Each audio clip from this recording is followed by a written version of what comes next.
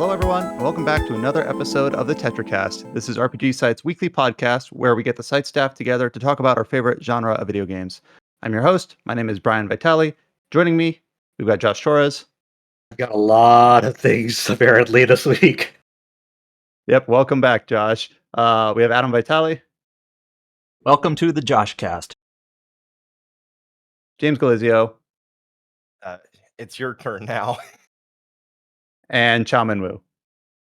Thanks for carrying us. Yeah, so no Mikhail this week. He had a family event that overlapped with the time slot. And yeah, thanks to Adam and the others who were here for the the different cast last week with I was out on a family thing, and then Josh was over at PAX West, not PAX East, PAX West. And then Chao was also out last week, so it was just the three of you. But we've got most of us back this week, and hopefully we'll get back Mikhail next week. I won't be here next week. Thanks you for sticking with us as we have like the rotating crew here. But luckily it's worked out okay because we've got Josh this week. He's back from PAX West.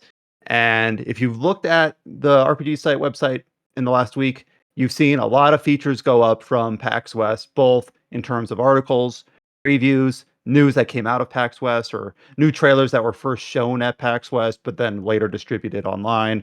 And then Scott, he's not on the podcast, he contributes to that as well. We'll talk about those things alongside all the other announcements. So not a lot in terms of just like headline news, but a lot of preview opportunities, hands-on, hands-off experience. And then a few other things that have been under embargo until about this week that Josh has also prepared for us. So that's why this is the JoshCast. Happens a few times a year, so this is one of those. And we have a list here of all the things that Josh has put together up on the site from PAX West and prior to it. But I don't know, like, I'm going to just hand it off to Josh to talk about the experience in general. And you can kind of take point in terms of like what you want to talk about first. What was the most exciting thing? What's the thing that you're most interested in looking at, or the thing that was most surprising that you weren't expecting to be surprised by?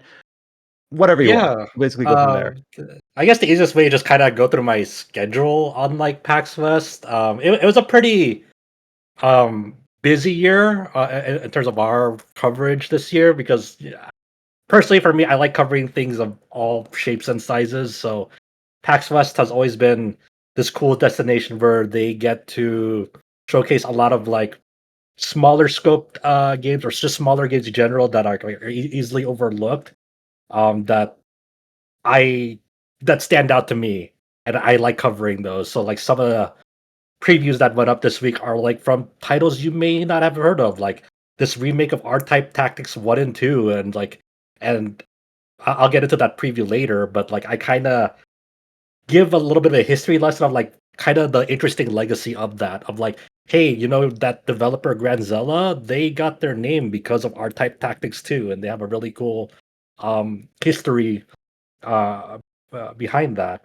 Or one very recently announced title, like it was only like maybe a few days before PAX West happened, was the studio behind Dread Delusion, Lovely Hellscape, announced this new their new project called Entropy. And I was like, oh, it's cool. That's like there's a hands-on opportunity here. I definitely want to check it out. And I wrote a whole preview for that. And I used it as a headline, but it's still something that like I think about. It's like the easiest thing, like the quickest pitch you can give to someone who's into RPGs about that. It's like it's Suikoden with permadeath, and it's like actually really cool. But I'll get onto that in a bit. But yeah, PAX West is always a great time. Started on Friday. I badge pickup was on Thursday, so I got that, and I think my first observation was that apparently the Cheesecake Factory across the street from the Seattle Convention Center where it's held at, I guess closed down earlier this year.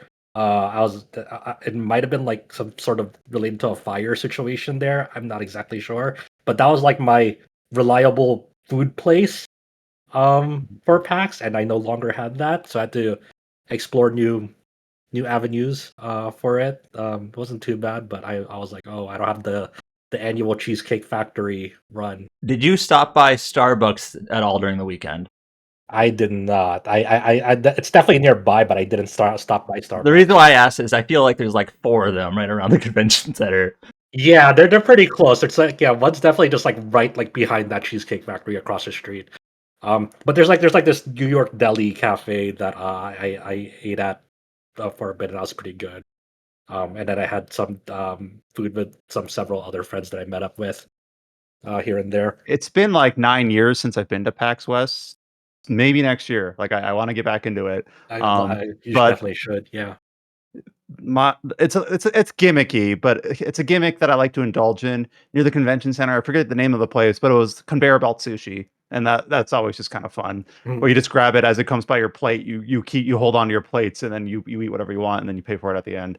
Just Yeah. Oh yeah. I hope I don't remember the name of the place, but that was always kind of a fun. Just like why not indulge yourself while you're here? Yes, it's gimmicky, but it's a good time. Yeah. So first day of PAX, very first appointed was Big Nintendo. Uh, Mm. First thing in the morning at 9 a.m. there. And the main game they were showing off was Kirby Air Riders. So they got like you're placed in a group with three other people. Like they kind of say like either a group one, group two, group three. Just you go into in rotations to try out that game. Obviously, it's a game we're not covering on this site, but I got to play Kirby Air Riders. It was a lot of fun. It was great. I am very very rusty at Kirby Air How Rides, many so walls did you crash into? a lot, a lot. And I was still trying to kind of getting my head used to it being a two-button game now instead of one. So there's a lot going on it, but it runs really well on Switch too. Like I was really impressed. It's crazy. Um, After that, I went over and checked out Pokemon ZA, Pokemon Legends ZA. They had a playable demo of that. Also, that was out on the show floor. It was in two parts. Like the first segment was like this small battle zone area at nighttime at the Lumios city, and the main thing here was seeing this new battle system in play. Like it's all real time. There's no PP management or anything like that. Nothing like it's all timed cooldowns um on your moves, and everything is just like it's just moving in real time. There's like no pause or anything. Um but it's like I was curious to see like okay, our battle is just like dictated now by like how many actions per minute you can do of like just like spamming all your skills and then rotating out Pokemon and rotating out their skills. But there's still like a very deliberate cadence to it. There's like a delay on like your on your actions, and when you summon Pokemon, obviously type and elemental weakness is still very important. Um I'm gonna be very interested to see like how um animations come into play when like doing certain moves, and whether that affects like the cadence of like how often you're able to sneak in attacks and stuff. But there are interesting like unconventional things you can do. Like your party is low level Pokemon. It had like you got a Chikorita, Mareep, Fletchling, and I forgot the other one. But a Weedle. There we go. And the as you're going around messing around with this new battle system, you learn, hey, you can like kind of crouch down, sneak up on enemies, and get first strike to gain initiative, stuff like that. And then at the very end, you fight this like kind of higher level Pidgeotto. Um, and one of the tactics that you can do is like, hey, some of your Pokemon have poison moves, so you can technically just poison Pidgeotto and like run around and let the poison tick over time as you're kind of kiting Pidgeotto. It's like, oh, that's something you really couldn't do before. That's kind of a weird tactic that like this game you can do. I don't think I've ever heard the phrase like kiting. I wasn't expecting that in a Pokemon title. Yeah. So That's like I associate that with MMOs.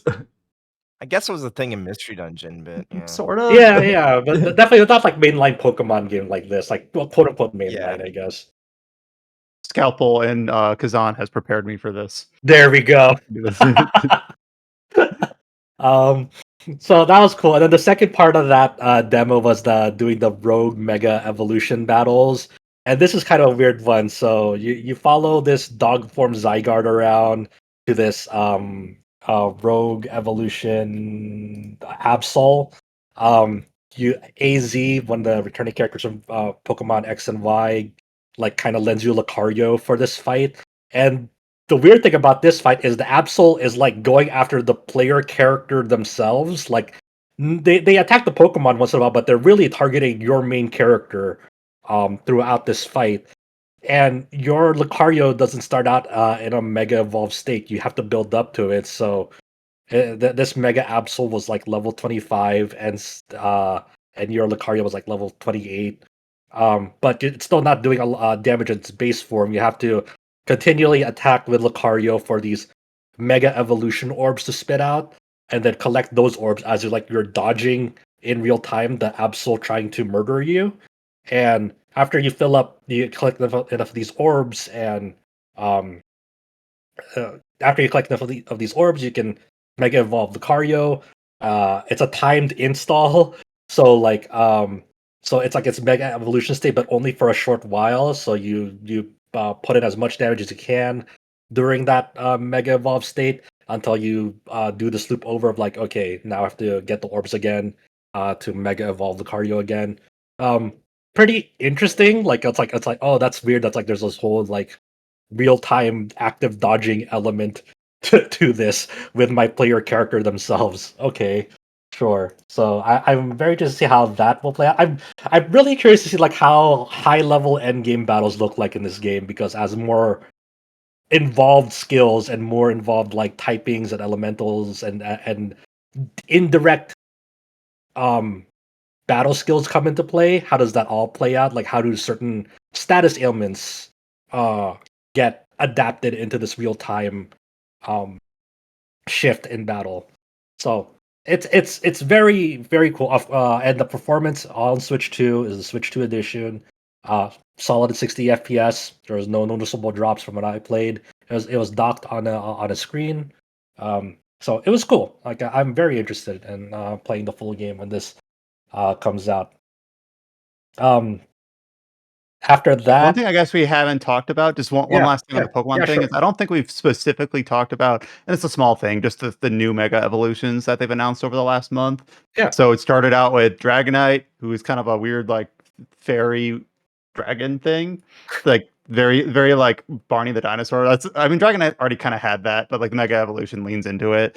And then Victory Bell, Mega Victory Bell was one that a lot of people really kind of took their fancy to. It looks like I mean, it was always a pitcher plant, but it was like a certain variety of plant that they modeled it after. It almost looks more like a Gigantamax version from like, oh, what was that? Which one was Gigantamax? Not Sun and Moon. Um, That Well, was that in Sword and Shield. Sword and Shield, yeah. yeah. All I can think And then about with Mega Victory Bell is just that meme of like, no, don't hold it in. It does nothing. and then the Mega Holucha, um the wrestler. Oh, Now okay, that yeah. that one felt um like a very typical like, oh yeah, that makes sense for kind of a mega evolution. So I think those are the three new ones they've announced so far. I'm not good at keeping up on those, and I've never played like the originals generation that had the mega evolutions that ZNA is based in. What is that? XY Kalos. I never played that, so like all the mega evolutions are new to me. So, Yeah. those are the three new ones that I was aware of. Mhm. But yeah. After that, I checked out the other third parties on display there at Nintendo, the third party RPGs, and I did a quick write up on them. I checked out Elden Ring Tarnished Edition in person, running on a Switch 2 handheld. Once again, it's a pre-release build, but its current state, based on what they showed, is pretty rough, as other outlets have reported and shown and recorded and stuff. Like I said, it was like an average about 13 to 18 FPS at any given time. It felt like it never reached 30 FPS at all.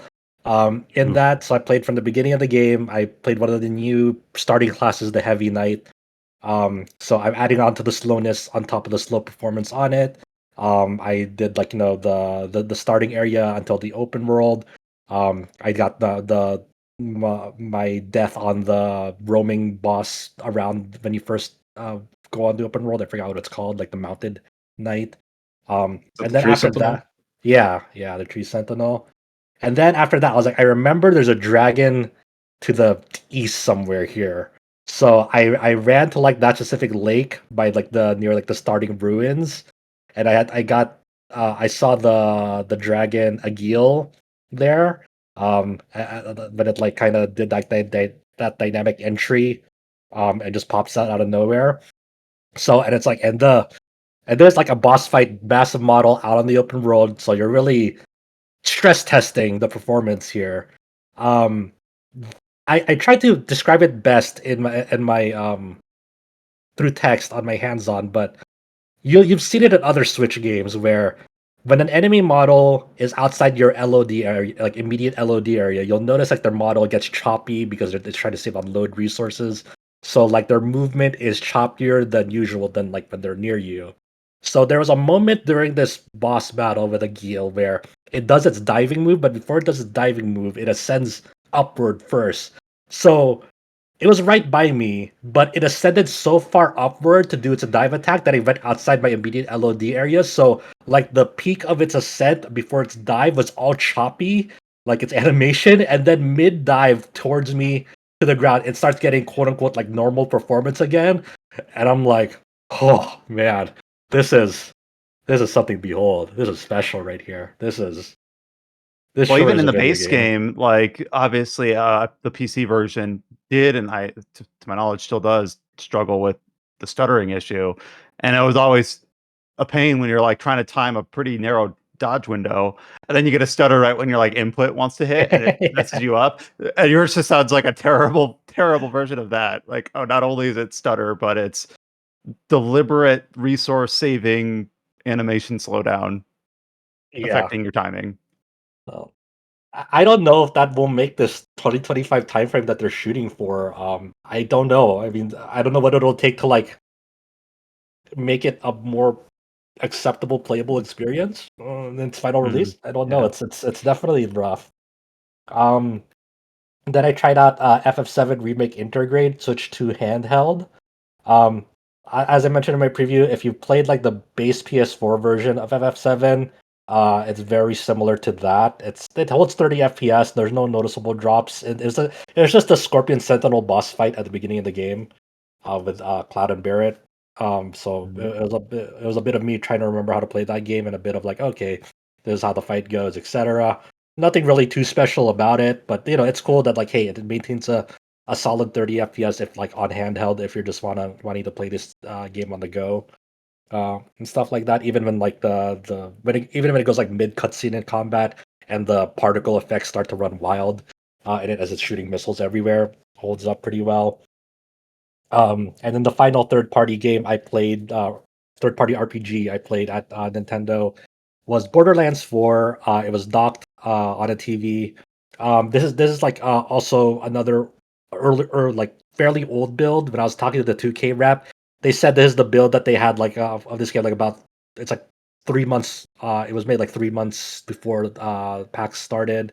So it's not. I can't imagine it's like it's representative of the final game performance because like it wasn't as bad as Elden Ring, but it was still pretty rough in terms of like there's a lot of stuttering, a lot of hitching. Um, Felt like not great to play in general. Even like trying to aim down the reticle, like their inputs felt unreliable. During it, I played like the Siren character. Um, I haven't really been keeping up too much on Borderlands 4 news in general, so I didn't really know. But they had all the uh, four playable characters uh on display there. And I just wondered like, okay, hopefully this is not indicative of the final game because this game supports crossplay. So if it's already having this much trouble with one player on like in the session, imagine playing with like three other people on a Switch 2, and it's like, will this game hold up then? So we'll see on that, but yeah, I mean, not much else to say on that. I mean, I've seen the headlines for both of those games Yeah, about not running great on Switch 2, yeah. but, you know. Yeah, though I guess it's worth noting that we've had at least one of those games where it was not in a great technical state in a preview build, and then it turned out to be a very good technical state that came out just a few days ago. So hopefully it Yeah, with comes Star Wars together. Outlaws. Yeah. Yeah. So hopefully that happens with those games in their final release. I think Cyberpunk was also similar. I played it at the Hmm. May Switch event, docked, and it wasn't great. And supposedly it's much better now at release. I think it still struggles in handheld mode, but that one was also worse in the preview than it was at launch. So Next up after that, I checked out a game like an I don't know if it's indie, but it's called Aether and Iron, and it was like it's very much it's like a 1930s retro futuristic um RPG set in New York, and it's very much people will think of Disco Elysium when it see its presentation style and like narrative style very much in that same vein of like, hey, there's a lot of like inner monologuing to yourself and speaking with characters. It's like they're aiming for full voice acting, and a lot of like the demo that I played was fully voice acted on it. So it's a very ambitious goal that they have on it in that respect. And also you have like ability checks, stat checks on like, hey, you want to do something, interact with this character in some way. Well, what's your speech stat in a certain way? Like, is your smooth talker or daredevil like stat like will it meet the skill check and so forth? But it's that but the core story is that you're this What was the name of the game again? Sorry. Aether and Iron, Okay. Ather, and then and Iron. Okay, thank you. Sorry about that. Yeah, and you're in this this detective um meeting with this client. She's like a scientist, and she's highly secretive about this briefcase that she's delivering. Um, as you're um, speaking with her and not trying to make a commotion, the not only the briefcase but also the car that you're driving gets hijacked along the way. It's kind of a interesting thing because a lot of this game is like that narrative RPG like Disco Elysium, but it also has like a combat segments that take place in through cars. So you have like these 1930s looking cars, but they fly because there's like retro futuristic setting. Um, and it's like a turn-based grid tactics plane. So like in this tutorial boss fight, you have like three civilian cars and like one car hostile car, and a lot of it is like spending action points to do moves. Like one of them is like you'll spend some action points to move, and then some action points to like get into position to do this move, like ramming the other car, or maybe spending action points to position yourself in front of them to do a more powerful move. But you have to be positioned in front of the enemy car so you can like I guess fire a gun um back on them and stuff like that. So once again, I didn't get a good sense of like how the final combat will shape up because it's just a tutorial, but they do have like, hey, we really wanted to like make this turn-based tactics RPG involving cars um on it. So I'm like, okay, that's pretty neat. And later on in that demo, there's like a whole home base area, and like you'll start recruiting characters and stuff like that. But it was just like a very small sample of that game, and they're still working on development on it. They're still writing like the last third of the game uh on that. But it has a pretty nice visual style and a nice hook to it. Like I was like the whole presentation and the whole story already kind of got my attention immediately. So that it has like nice noir feeling to it, and had a pretty involved chat with the narrative lead of that game, Tyler Whitney. Um, that I'm still in the process of transcribing because he gave very lengthy answers, so it'll be a bit. But it was an interesting chat where, um, obviously, this game went through a lot of iterations of on where it's at, and there was one point in the when they were designing the combat system where they experimented with like making a Mario Kart battle system with it, and then they're like, and he was like, it didn't turn out well, but we gave it a shot. Like, so we chuckled over that. But it was like it's a really fascinating. It's always fascinating interviewing um, narrative people on RPGs um, because they all have very different approaches on how they design the plot and the story and the characters and the world setting of their games. Like everyone, there's like no manual on how to do it. Everyone has like their own different approach to it. So it was cool, kind of poking his head at like his approach with this game. So And as you were really talking about it, I was pulling up Yeah. the original announcement from March, and like, yeah, so I definitely see the Disco Elysium comparisons more in terms of structure than in terms of visual. There have been some other projects that have really been trying to emulate it in both ways, where this one's got a very distinct visual style Yeah. that I really kind of like. It's like Western, not quite comic booky, but that sort of leaning in that direction, and kind of art and animation. But yeah, it's slated for this year, but sounds like it might get pushed back. But for a debut project from Seismic Squirrel, sounds like they've got a pretty ambitious project on their hands. And I don't know. I'm glad that you brought it back up here because I'd forgotten about it, and it seems like it's up my alley for sure. Yeah, for sure. There was also like one point in the interview that like part of his approach is like when designing like the narrative of like this New York setting because they really wanted it to be in New York too because that's like the capital of like noir according to him. Is that for a lot of the characters that he gave, he tried to find like all like he was inspired by like real life parallel figures in New York's history to design that character from like and he gave like a very he's very into history, very extensive backgrounds and inspirations and very detailed answers on like what he was going for characters and that pertain as they per how they were originally portrayed in New York's history. So it's not like based on like real life characters in the game, but like there's definitely some significant figures in New York's history that he got like the inspiration to make these characters from. Well, that's really cool. It feels like some of Now- the best storytellers and writers do have that big, history nerd yeah, slant to uh, them. yeah. It's always cool like seeing the like that like you can really tell that they're very passionate about their setting. Let's see. After that, I met with Nice America. Nice America had a lot of titles on display this year. They had Disgaea 7 Complete on Switch 2. They had Trails Beyond the Horizon. They had East 10 Proud Nordics.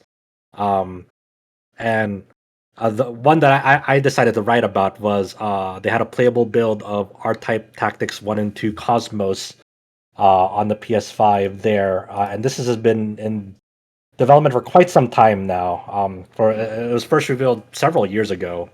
It feels like, and this is a title that I was personally looking forward to because I liked them on PSP. Like I played the first R-Type Tactics on PSP when it was localized as R-Type Command, and that was distributed by Atlas over in the West.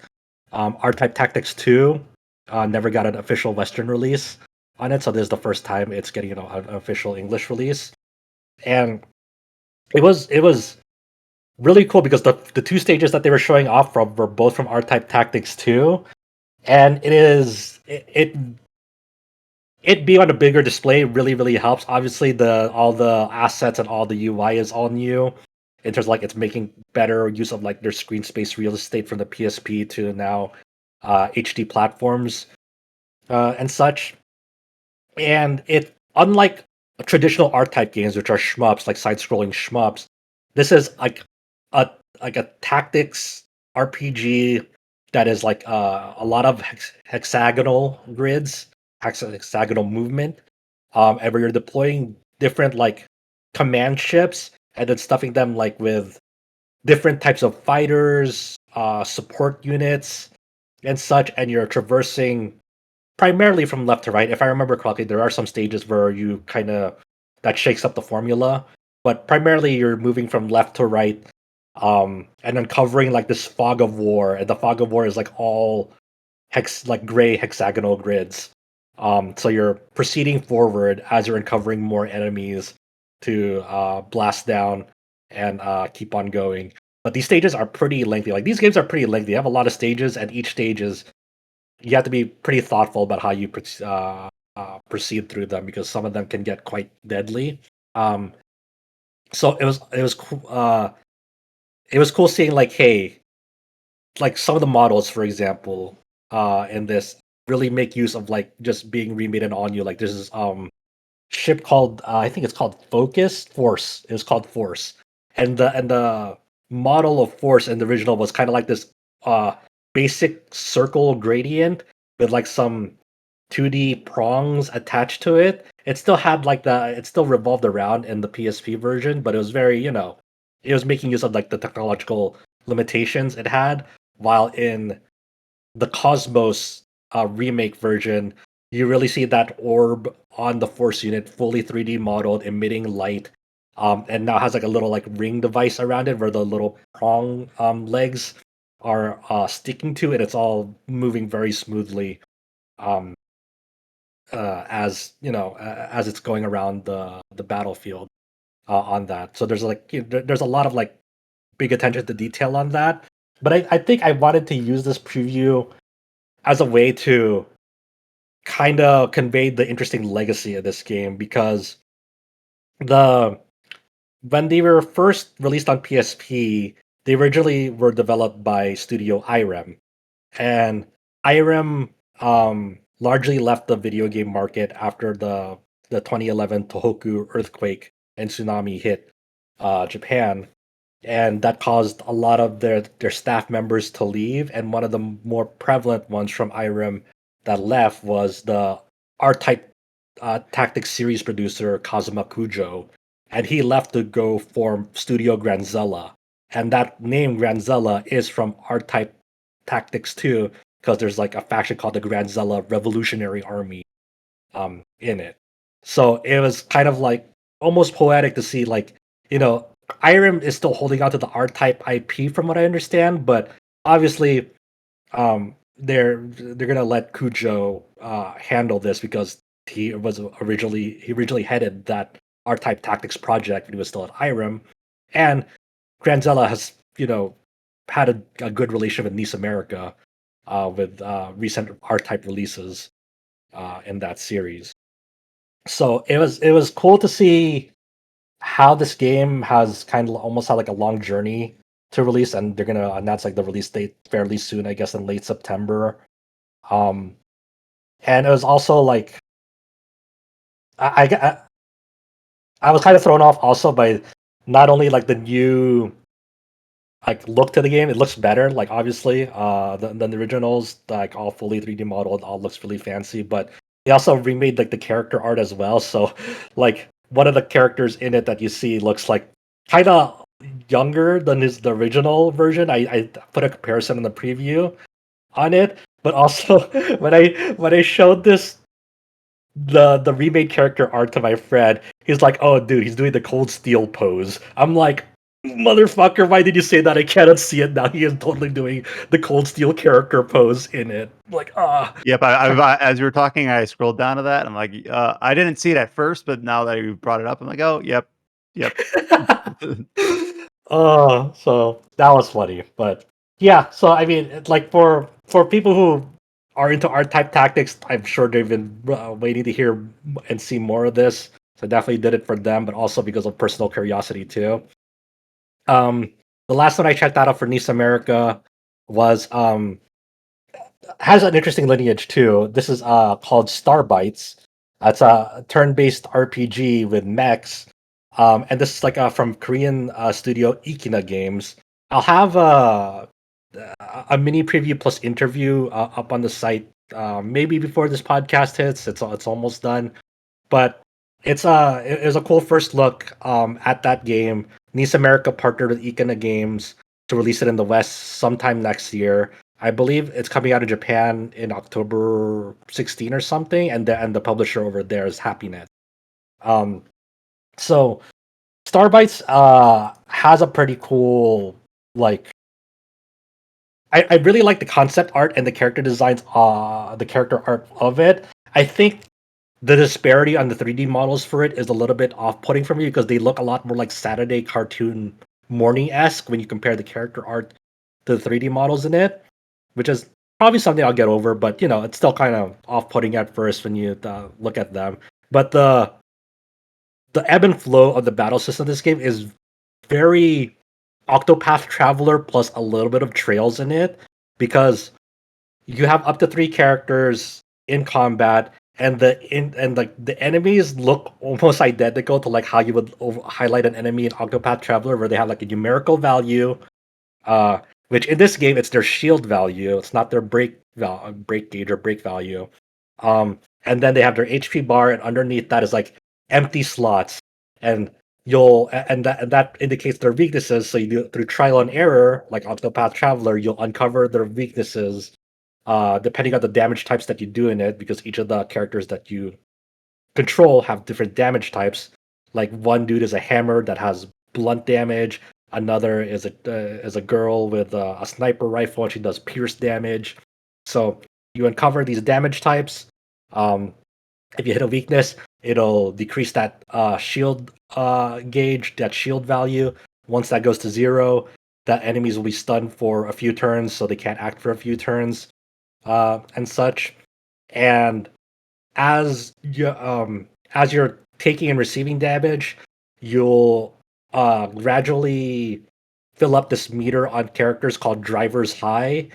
And when you activate Driver's High, you'll immediately be able to act again on that character no matter where they are on the action order timeline of the battle, which is very much similar to like activating S crafts in the Trails games, where you get to immediately take a turn, except in Trails they have their super attack or S craft attack. Well, in this game, it seems like they can just act again depending on what you want to do uh, in battle at that time. So it was a fairly small demo. Um, it was really cool. I had a great interview with the founder of Econet Games, Junho Bae, on that. Asking him about inspirations and stuff. There's some really interesting answers about the inspirations on it, and how the team deliberately avoided taking elements and inspirations from Dune, like the Dune movie, because they didn't want to lean into that while abandoning the identity of the game. They felt like if they leaned into that, they would abandon the identity of Starbites. So there's even some commentary on like, hey, there were inspirations that definitely influenced us, but there's definitely some properties that we deliberately said this is really cool, and like the cool desert setting for this, but we don't want to be inspired by this because it feels like it might consume the project if we lean into this too much. So really insightful Yeah, stuff there. we can have a desert setting without it being a dune desert. Yeah. So that was day 1. That was like one of the most involved days. Day 2, I checked out Crimson Desert again. Adam, it was an identical build to what we played at SGF, except there's like except this one had like a tutorial area on a floating island that like has like tutorial prompts on how to do things this time, unlike your demo where they just kind of taught you on the fly. It very much was that same demo that we played. There are some more walk and talk mandatory sections for narrative, so they added like the slow walking while people talk to you for some points of that demo that I don't remember it being in your demo. There was a small alright. one at the very beginning of my demo. Yeah, but there was more than that. Yeah. it was basically the same thing where you're like in a giant battlefield, and it was like Yes. you had to like shoot down a tower, and then you had to like Yep. lift up a pillar or something. Yep. So, And it still had like the 5 or 6 action commands to do to lift up that pillar and put it on the things. yeah. And it's not that same boss where you had to do the pillar thing again. Did you fight did you have to fight the tank where you like had to launch yourself in the air, glide on top of it, land on it? No, I think I was going to, but I think I soft locked the demo accidentally. Good Yeah. job. Yeah, because like I was supposed to go to like into this house and then like talk to this NPC, but the game thought people were still aggroed on me and they couldn't figure out how to get rid of the aggro state, so it kind of like soft locked me. So they had to load up a save outside of the boss that we fought at that SGF demo. So I could have gotten there, but stuff happens. So that game recently got delayed to next year. It was originally scheduled for later this year, so it'll pop up again whenever. Another thing I saw at day 2 here was indie game called Never's End, a tactics RPG that has a really big emphasis on like weather and environments reacting to each other. I'll probably get into this more in like a preview sometime down the line. I do want to write up something for it, but whenever I can. How is the performance on this one? I asked that because I remember when they showed a trailer for this, it looked like the trailer for this game was like running at like 20 frames per second or something. It was like, I don't know if that was like an intentional style or what, but it looked like it was less It smooth seemed to than be I running wanted. at I I didn't notice any like performance weirdness for it. I might have been running at 30 FPS. I'm not exactly sure, but there wasn't Okay. any noticeable like Might have just been a performance fatty issues that trailer. I saw on it. Yeah, it does have like a really cool look because it has like that. It's like it has a it has the look of like 2D sprites, but they're on 3D models. So like it has like what you're looking at looks like 2D sprites, but you can rotate that entire model around. So they have a really interesting thing going on underneath the hood of how they're like designing the look of this game. Or like, hey, imagine if like you did have like 2D pixel sprites, but you could rotate them fully around in these games. Um, I'm like, oh, that's really interesting how you're doing this. But it has like a whole system where like there's gonna be like sometimes weather conditions that you can make use of in battle, where you can like kind of conjure up wind to push enemies around into like certain environmental hazards, and even like if the weather conditions are right, you can like create like fire on the battlefield, and then like you potentially push enemies into it. You can also push enemies into each other with environmental objects.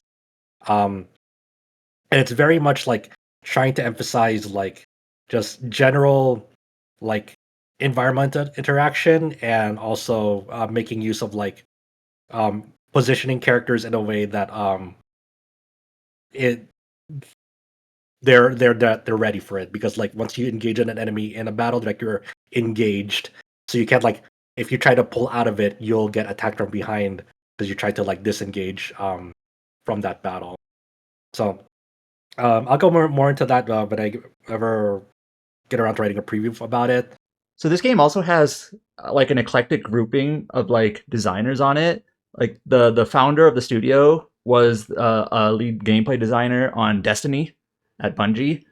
Okay. Yeah, the character designs are from Masayoshi Nishimura, who worked on Triangle Strategy and Octopath Traveler. Huh. And then the soundtrack is from someone, I might pronounce this wrong, Dosi One, Hmm. who worked on Enter the Gungeon. So Oh they're wow. kind of an unusual but interesting grouping of kind of key staff, I guess. Yeah, I can obviously see that. Hopefully, my recording of the interview I did for this is at an okay quality, like that I do want to transcribe, because they said they deliberately did not want to be they did not want to make a game like in the style of FF Tactics. They didn't want to be influenced by FF Tactics. They think that too many strategy RPGs are too influenced by FF Tactics in some respects, which I can see that perspective for sure. So they definitely wanted to try something new with this that didn't like follow in its the Tactics footsteps. I remember Brian and I played several years ago now Fey Tactics, which was like definitely not Final Fantasy Tactics, and we both kind of appreciated it for that as Uh-huh. its own Yeah, thing. yeah. So that was cool. The next thing I cannot talk about yet, but I will next week. So stay tuned soon for that. But I can't talk about it Was that yet. the game they locked you in a room for 4 hours? Yes,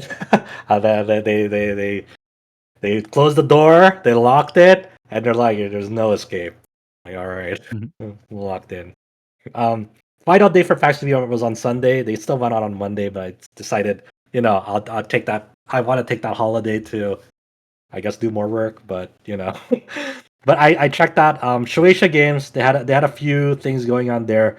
Bakudo was, I don't know why someone described this as an RPG, but I guess it's not. It's like kind of like a dodgeball duel game. Like you're playing dodgeball against like these almost like mecha type bosses. It's very much like pattern recognition and um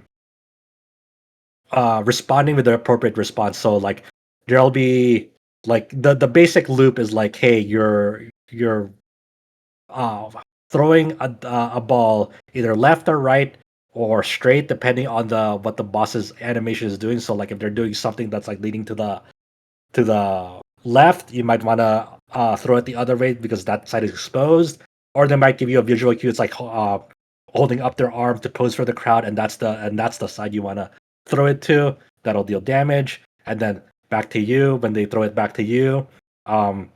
You'll definitely the normal throws you want to catch, and then there's perfect catches that'll deal less damage to you, while normal catching will do only a tiny bit. Obviously, if you get hit, you'll take more damage.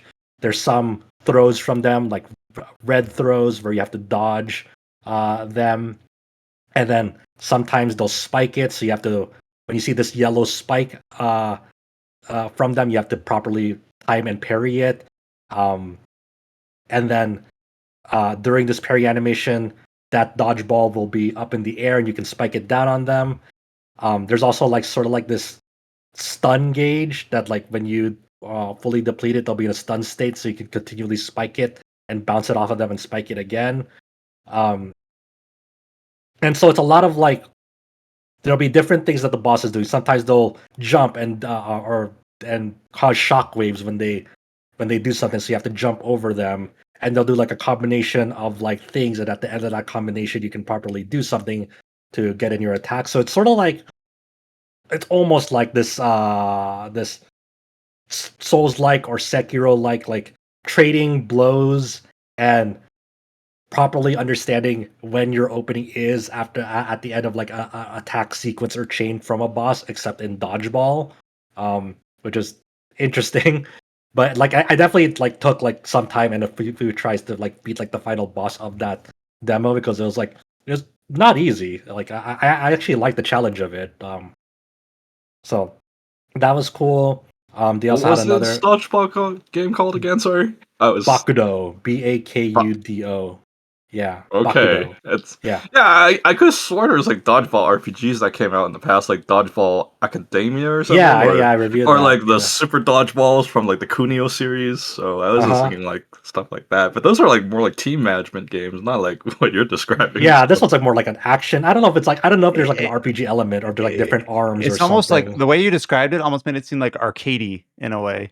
Yeah, so there might be an RPG element down the line, because the rep that I talked to said that like Bakudo is like it's not till 2027 release. I'm like, oh, okay. Like Oh, that's pretty far. yeah, like I mean it's cool that's like it's playable and they have a prototype out of it, I guess. I just thought it was gonna be like next year maybe. Yeah, Um, now I'm disappointed. It's like me hearing the Animusha trailer. It's like, oh, I am so looking forward to this 2026. Oh shit. so yeah, but it is pretty cool though. Then they actually had an RPG there, Anthem number 9. So that was like immediately you could tell it's an RPG, but it's like a roguelike deck builder style RPG, where you kind of mix and match different gems between like a ruby, sapphire, and emerald to activate like your skill cards and effects. And there's like a stamina gauge on enemies that you fight in it, and every stamina gauge that like you deplete, you cancel one of their actions. So there's this real balancing act of like doing stamina damage versus like quote unquote real HP damage on these abilities. And you can as long as you still have the resources for it, like your like when you get your turn, there's like a certain amount of gems you're allotted. And as long as you still have gems, you can stack on as many attacks as you can, as long as you still have gems that you can use, and you can like kind of share those gems in between the cards. So like say like a skill cards sequence is like emerald and ruby, and another skill card is like ruby and sapphire. So you can just instead of consuming 4 gems, you can use 3, because you that ruby in the that is at the end of the first one and the beginning of the second one can be shared in between them. So there's actually like a tactical element of like stacking, being efficient with your gem sequence of attacks, and you do have like a limited amount of like action points to like swap gems in your action bar if you need to as well. So there's already a lot of like interesting elements going on there with that game that you could do some really insane combos in that game. They can stack up to like maybe like sometimes 20-25 skills if you get really good at it, and like you're just firing off attacks and depleting multiple stamina bars to cancel out enemy attacks. So that was really cool. Interesting one. And my final appointment that I really liked was with publisher DreadXP, and I checked out 2 RPGs here. One that I mentioned earlier was Entropy, the new turn-based RPG from the Dread Delusion developer Lovely Hellscape. 1 second. I made this mistake last week too. The Yes. developer's name is not Lovely Hellscape. It's like Lovely Hell's Place. Hell Place. Yeah. Hell Place. Okay. Did I say Hellscape? Yeah, and I said it last week. I think you said it earlier this podcast, and I said it last week too. I'm like, no, wait, it's not Hellscape, I guess. It's Hell Place. Hell Place. It's like your brain like auto correcting it. Like Yeah. the word is hellscape, and you're like, wait, no, that's not what the word says. Right, exactly.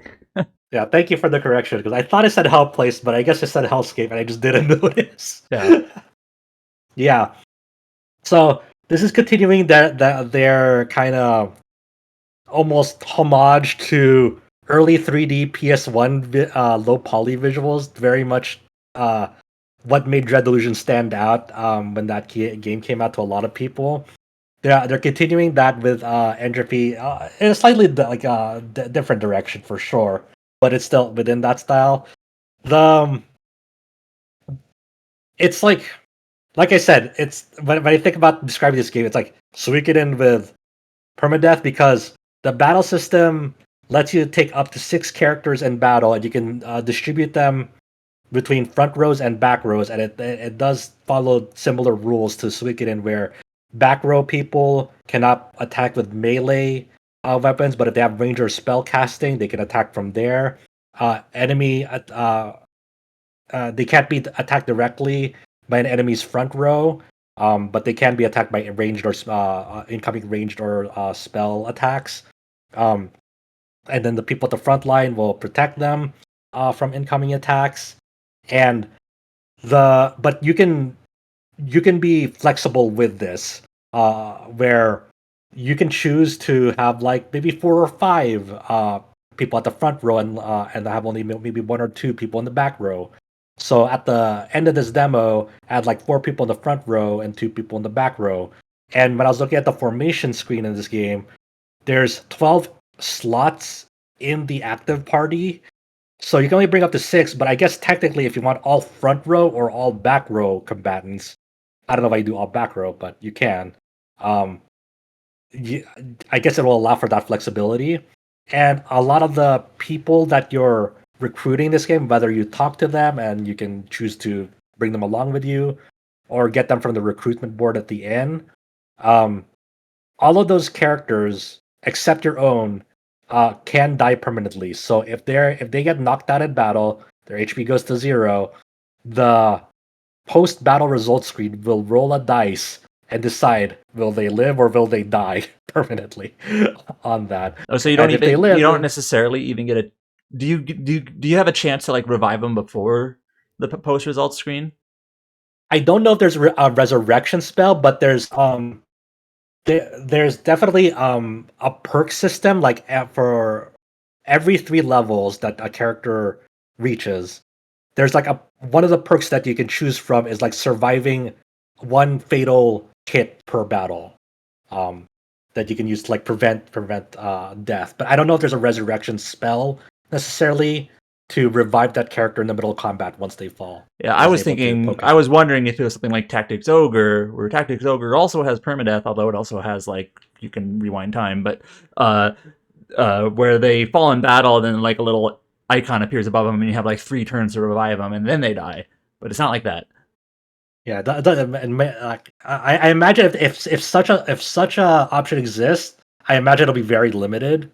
I can imagine, but it is a pretty funny system where it's like you kind of go with the roll to die on that one. If they live, they'll have like an injury on them that I assume you can maybe find a consumable to heal up, perhaps.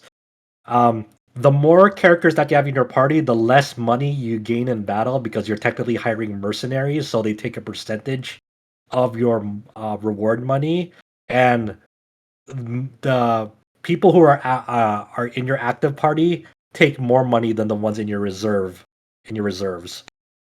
So, um, I wonder exactly how the economy will go in this game, and like whether like that'll be something you have to really actively manage on that, depending on like how the economy goes in this game.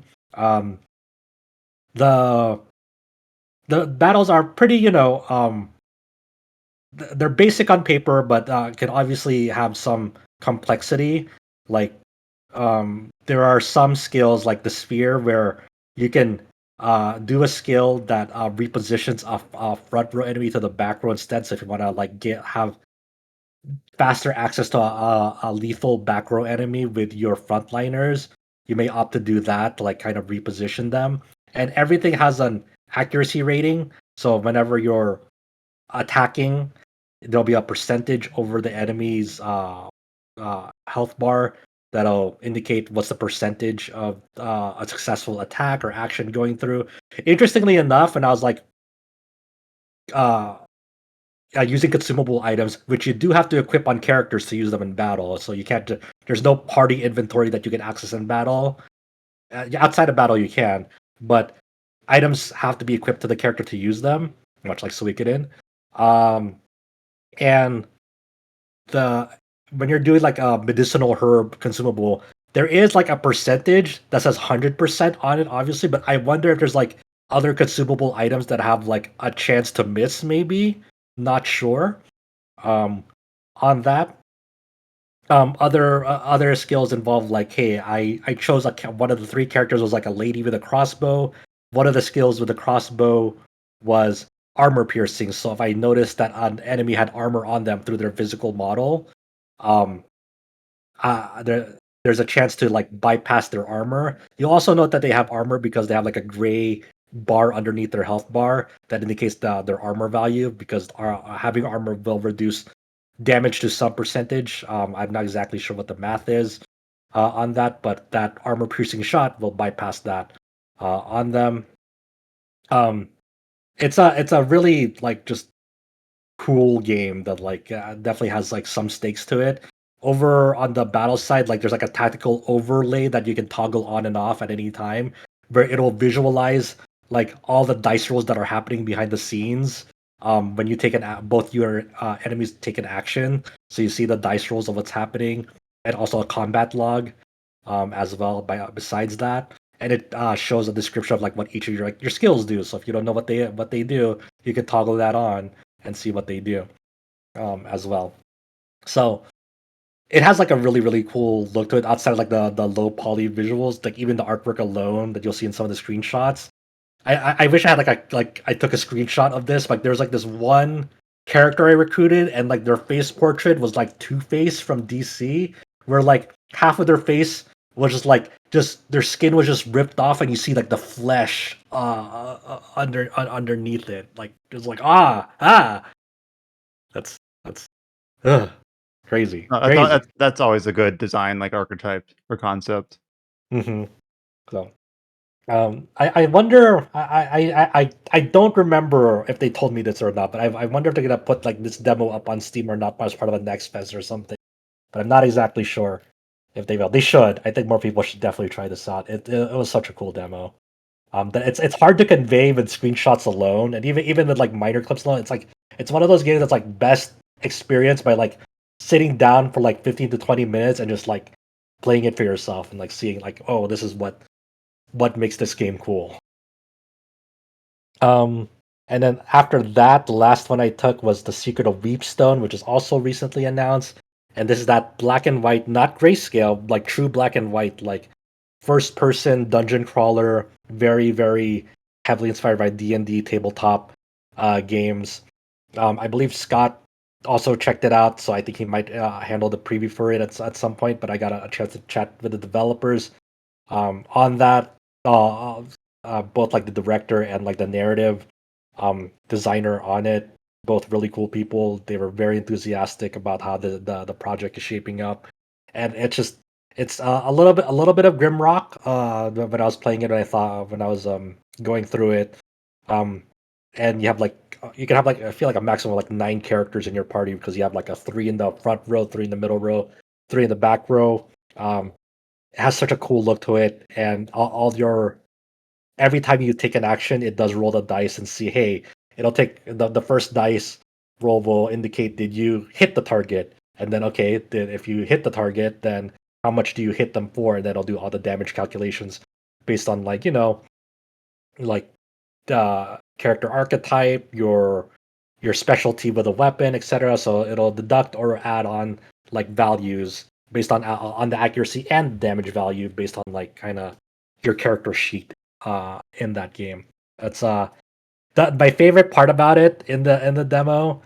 There's permadeath, but there's like these rows of like toilets. They're very very disgusting, and you can see like flies, all around them and stuff. But you have the option to um, God forbid, enter the toilet. And you do need to do that to advance the demo for one of them. But one of them instantly kills one of the dudes in your party.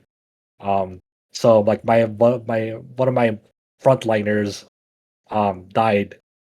But when a character dies, they kind of provide buffs to your party. So their corpse is still around with me, and the boon that you get for having this dude die is the next 3 times that a character is about to be fatally struck, they'll have them endure with 1 HP instead. And a funny option with this now corpse with me is there was a locked door that I couldn't enter that I kept failing dice rolls with. Like I had a 25% chance to like properly lockpick it and enter it, but it just would fail it every time. So I'm like, okay, well, let's interact with this door again. And I could use that guy's corpse as a battering ram to go through that into that room. And that's what I did. And it was How does that work? Just pick up his corpse and go and just boom, just battering ram through it. I don't know. I don't know how they did it, but it's a great idea. It was a great idea. Did he get petrified into like a statue or something? I don't know, man. He maybe it was like he was just he was a big boned guy. Yeah. Yeah. So that was a fun option that you could do with that I stumbled upon. But that is a cool project that I really want to check out its full release. Just man, both of these games were awesome. But that is a summary of my time at PAX West. I tried to keep it as concise as possible. There's a lot of things going on. It was a great time. It was also cool weather as well. It wasn't sunny or hot or anything, so I was very thankful for that. And just another successful year. And once I'm able to talk about that last thing, I will talk about it next week.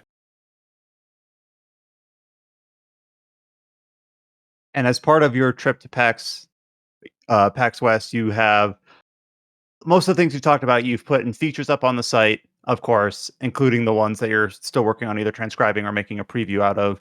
So as always, if you're interested in reading Josh's thoughts written down, just head to the RPG site, click on the articles button, and you'll see a bunch of previews, interviews, features from PAX, including Josh's, about Entropy and Pokemon ZA and all the games that he's talked about in the podcast today. So staying on the PAX West kick for a little bit, Scott also attended, and he covered, like Josh, you kind of teed up your discussion here about always wanting to look at like the mid-tier games, the indie games, the smaller developers, things like that. But of course, the bigger developers also do have a presence, and Square Enix, one of the biggest for this year.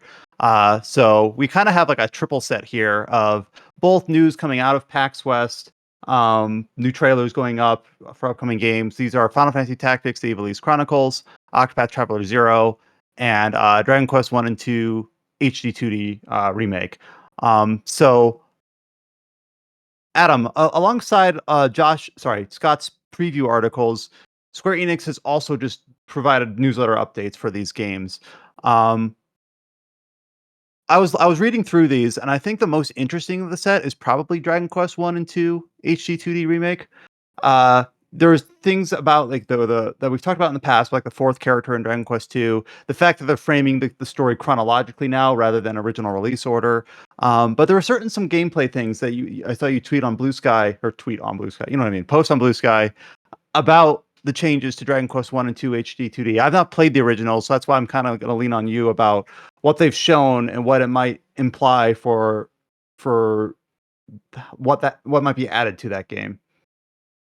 Yeah, so the big thing is in Dragon Quest II, one of the parts of that game, it's actually a pretty significant chunk of the game, is that you have to navigate the world, wander the world, and find the 5 sigils around the world before you can fight the final boss. In some localizations, earlier localizations, they were called the 5 crests.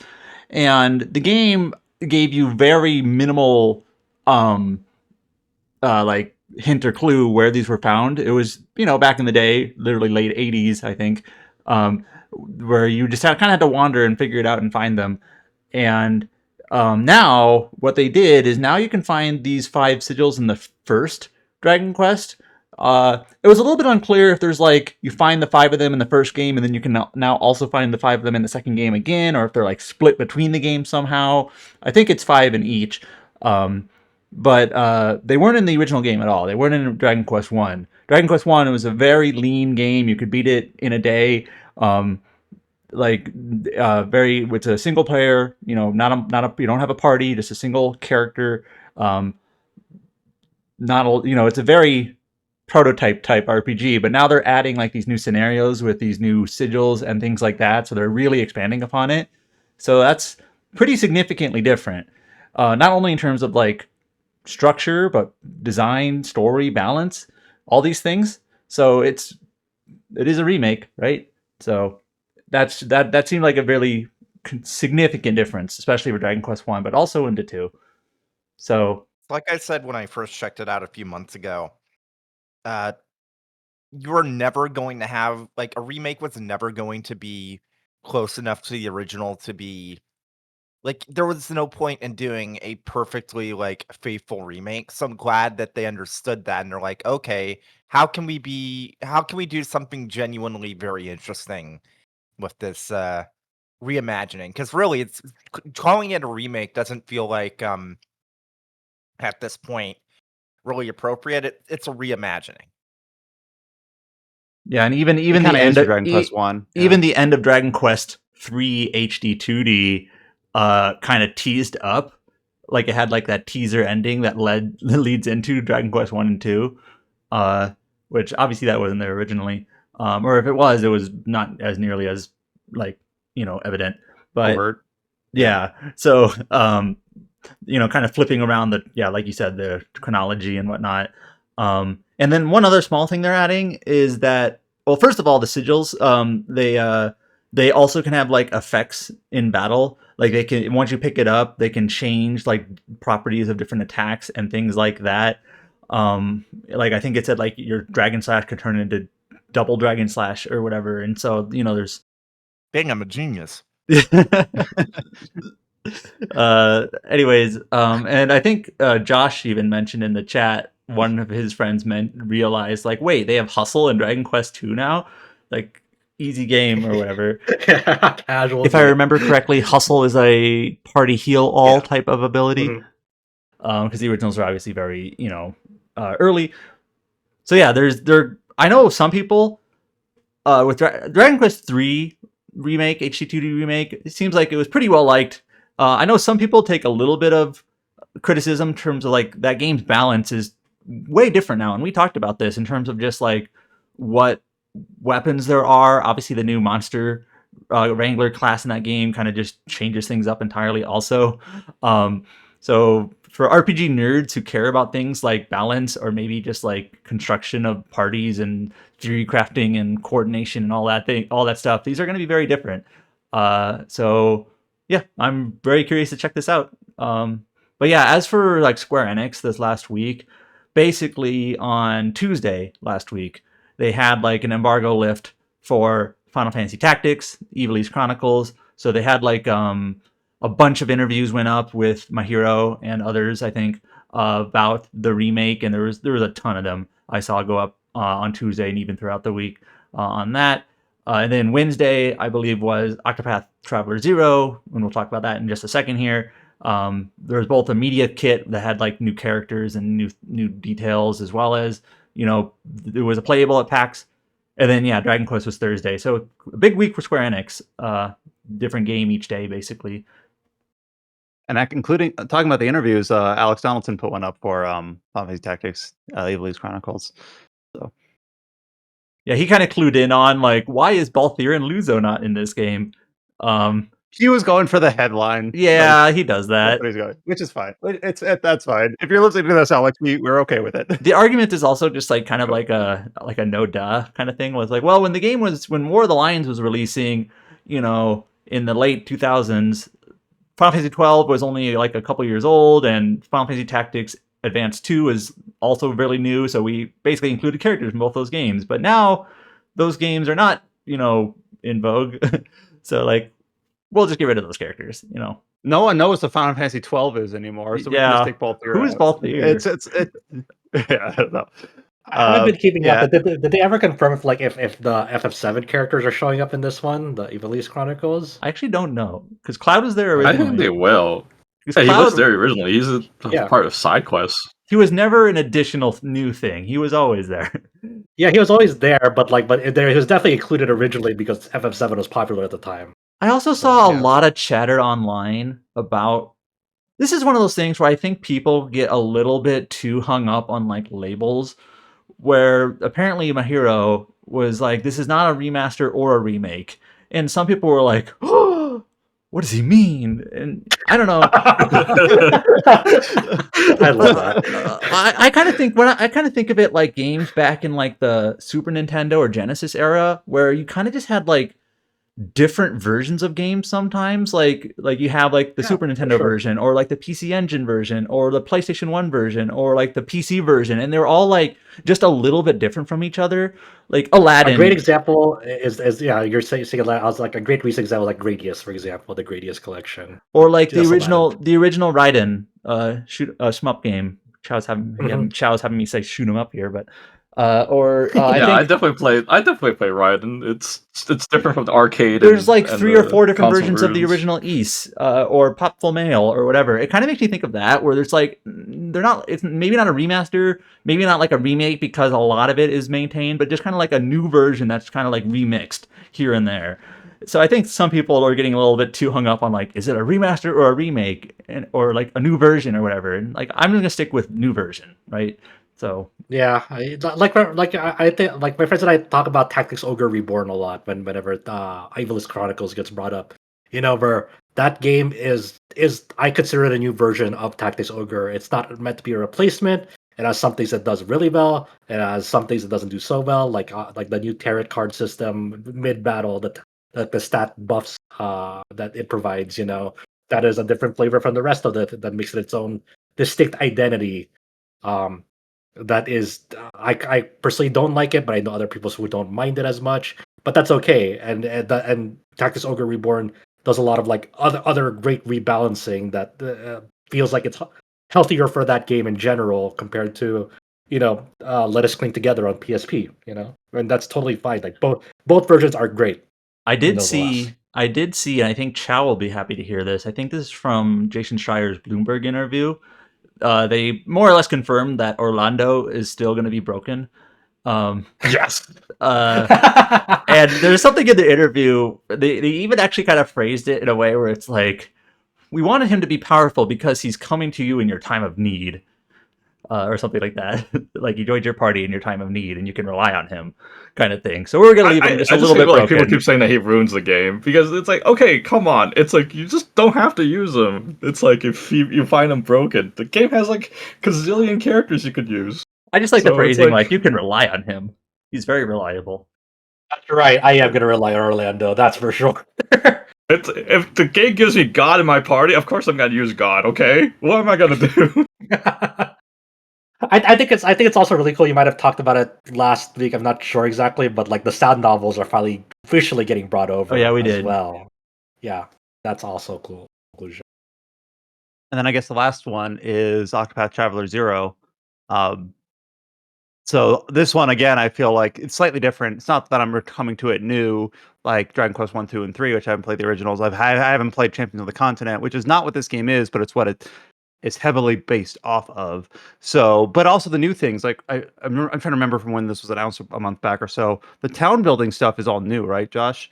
Like that wasn't in the mobile or game no? does have like the town building Oh, it element. does. Okay, never It's mind. not. I don't think it's as robust as Zero, but there's definitely like a town building mode in Champs of the Continent. But yeah, so I was it was something reading else added on Adam's over news time. post. Yeah. I was reading Adam's news post here from Square Enix about they kind of go through some of the antagonists in the game, a little bit about the town building, a little bit about what do they call it? They don't call it X skills in this game like they did in Octopath 2. They call them ultimate techniques, uh, but it seems like they serve like a similar purpose. In terms of just like the break and boost system, they can be boosted up 3 times and have more powerful effects based on each character.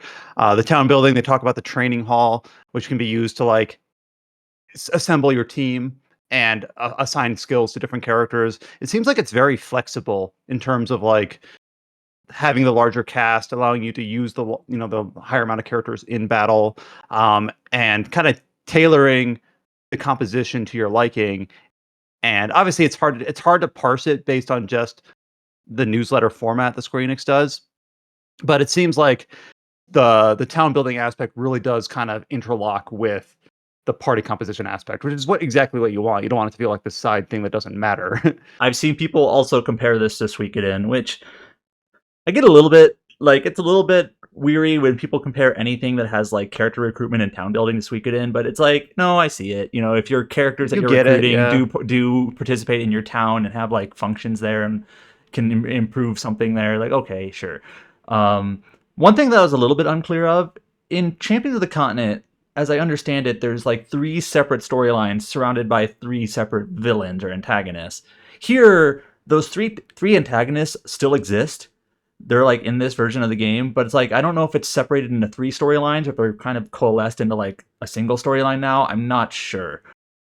Yeah, I'm not exactly sure like exactly how they're gonna make it flow because yes, yeah, you're correct that like but at the initial like the first story arc of Champs of the Continent, it was instead of like the 8 separate storylines of the protagonist, and it has those three distinct ones that focus on one of those 3 antagonists in Champs of the Continent.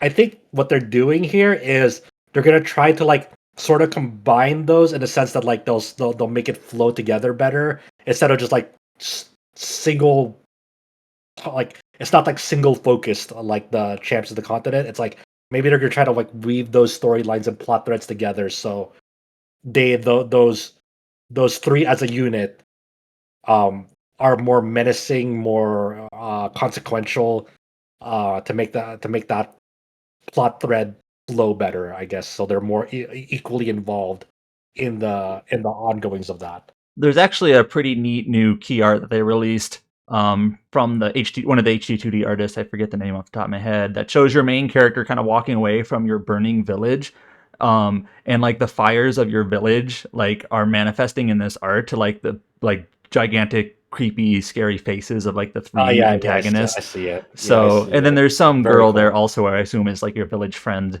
So like those are the antagonists you're going to face off, and they even call it like a story of revenge. Like you're trying to get revenge on like on these antagonists who burn down your town, and that's also why there's a town building element, right? You're rebuilding it or creating a new one. So that's kind of how all that clicks together. Brian mentioned this briefly. So in the other Octopath games, you have your characters, 8 of them, 8 travelers. They have their main job, but then you can switch up their sub jobs, and that as far as gameplay goes was basically the key cog, right? Was you had to switch up your characters and which sub jobs they had equipped and try to like coordinate there. In this game, as I understand it, besides your main character who you can choose their job, your other 7 party members now in battle, you only have one job. There's no sub jobs anymore, but obviously the new component here is that you have more characters to work with. You have a front line and a back line that you can work with. You're swapping who's like in the front, who's active, and who's in the back, who's just gaining BP. So it's a bit of a different style, and I guess this is more similar to Champions of the Continent, right? Josh would know. And this was actually kind of touches on something in Scott's preview.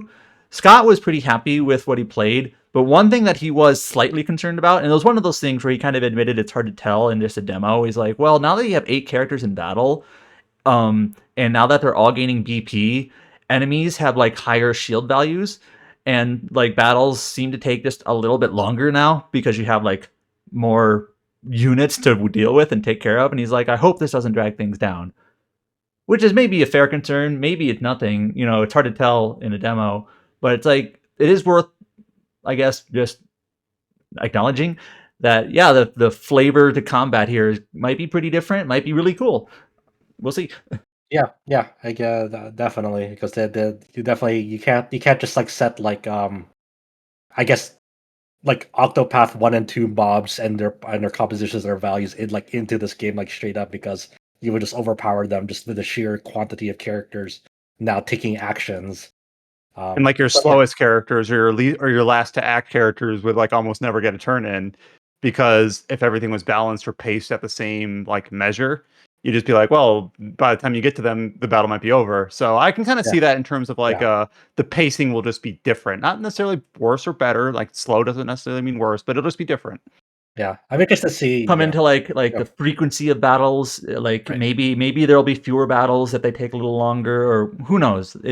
But yeah, it's I'm actually kind of glad that they're Josh has said before that he thinks the Champions of the Continent battle system is actually his favorite in the series, and I'm kind of glad that has its own twist that they're bringing here to be just a little bit different than the other games, just for flavor and variety. Yeah. I'm just looking forward to the boss fights. A lot of these RPGs games, I never care about the trash mobs. Trash mobs are just like boring fights to me. All I care about is the boss fights, right? That is At least. no for the trash mobs. You're trying to find like the most efficient way to just to knock them out as fast as possible. But yeah, the bosses are where it really shines. I agree. And as I was going through the news post that you put together or the newsletter, like as I was scrolling down, I was like, wait, I'm passing over like all the just like the 2D artwork, the character art and things like that.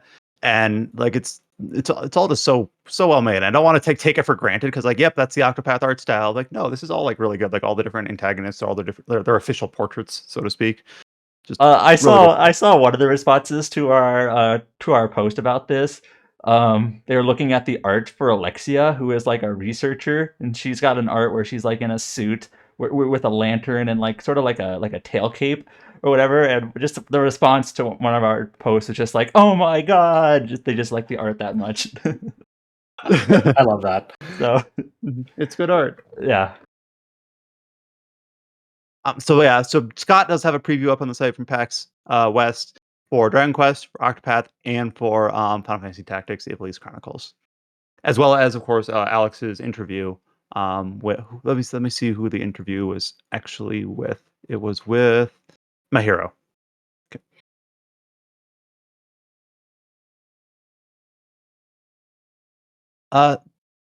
I think that covers it for PAX West. From both Josh and Scott, and what was just released as over the weekend for news. Am I Yep. missing anything? That's it from us for now. Other Yeah. than the 4-hour locked chamber Lockdown. event. Uh, Yeah, okay, well we'll follow up on that once we're allowed to. So as always, thank you, Josh, for being our boots on the ground for PAX West, and it's always cool to have those opportunities. And it feels like we're really back to normalcy because 2023 and a little bit less last year. It was a smaller scale event, still kind of had like those lingering vestiges of pandemic. Scale down. Feels like it's really kind of back to some sense of normalcy in some way. there's still way too many games though coming out. Yeah. Yep.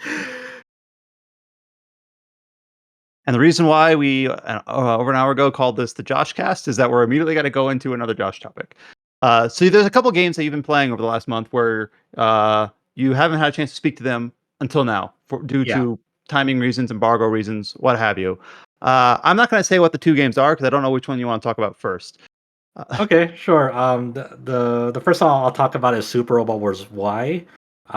This had like a really crazy schedule for me. Adam will know, but Basically, we got like the review code for this like the Friday before it came out, and I also had to prep for PAX West when it's going out. So I'm like, okay, what am I gonna do about this? This is gonna be a long RPG.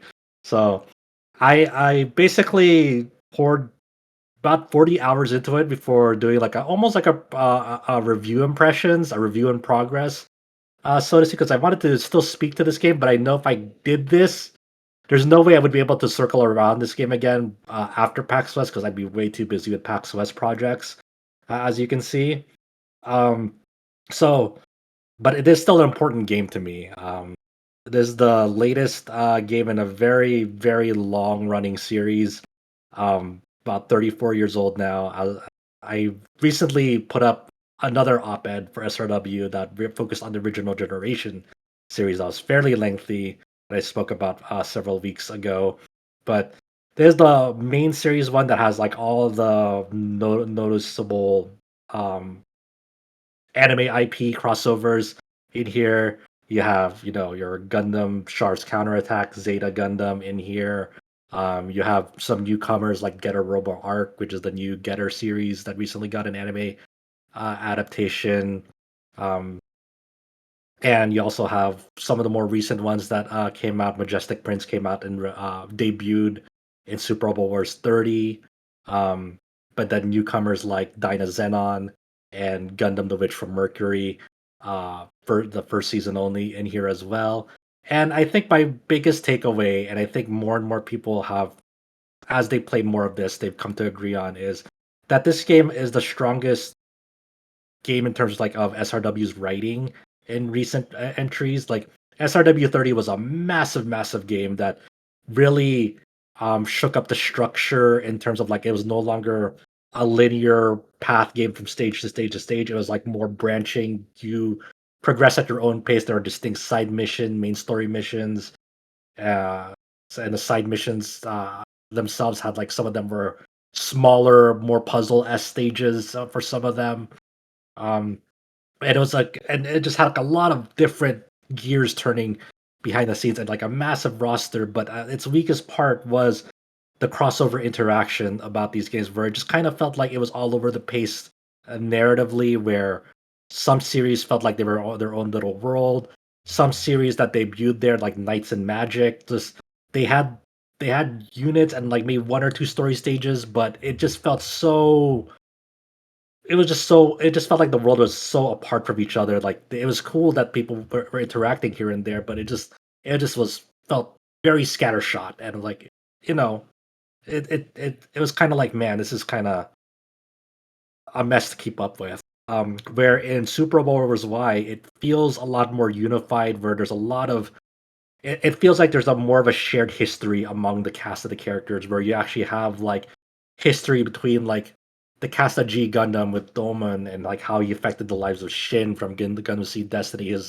Um his history with like some of the Gundam Wing Endless Waltz characters, and how the Code Geass third film, Lelouch of the Resurrection, like really ties it all in together in this world setting of like, hey, how the Zero Requiem from the finale of the Code Geass R2 led to the events of not only the third film, but its ripple effects on like Char from Char's Counterattack, or how the people from Combattler and such got affected with their world setting as a result of the Zero Requiem and stuff like that. It just feels like a lot of series have a shared history and shared um, a world setting together.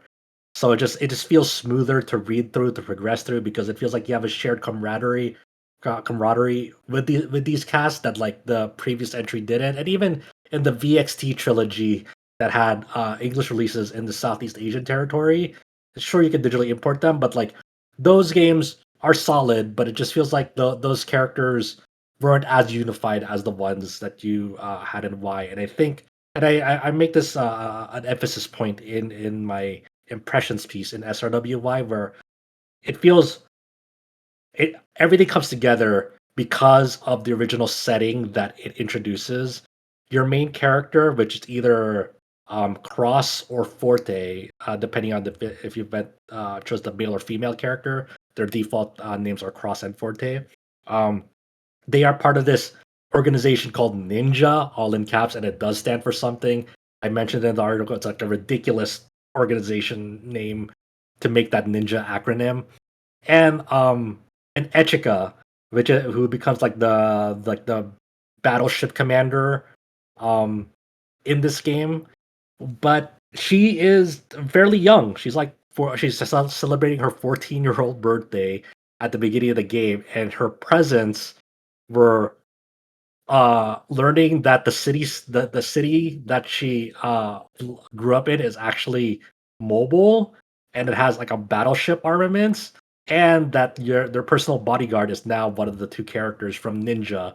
And there's a lot of mysteries uh, about Echika's identity, where she comes from. You know that she had a father, but like you don't know why she's has all these responsibilities all of a sudden, turning 14.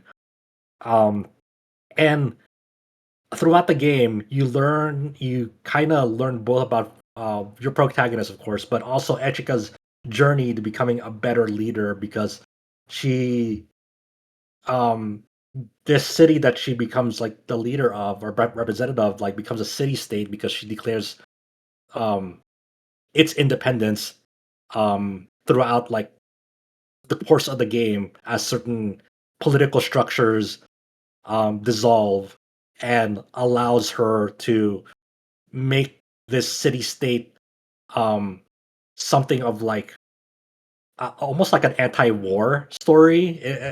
Even though you get like into this like all these battles and stuff, like she doesn't want to get into these battles. There's like all these obviously antagonistic factions from each of the anime series that pop up their heads, and they have their own ongoing story that eventually collates into like this big organization that's trying to like conquer humanity. um but the main thrust of the story for Echika at first is like, hey, we have this system called the Nara Kiranai or something, that serves as as the core of this mobile city state that allows us to move around. It has like seemingly limitless energy. You don't know why it has limitless energy, and that'll get uncovered throughout the game. But the rest of the world outside of this mobile city state of A Advent, that's what it's called, is like an energy supplier to the energy crisis of like various nations, both on Earth and in outer space. So you're kind of going around, and that's kind of the main story excuse to travel around the world, is because you're an energy supplier, and you just happen, you meet up with other characters from anime series. You form, like a sort of like an army to fend off antagonistic forces and so forth.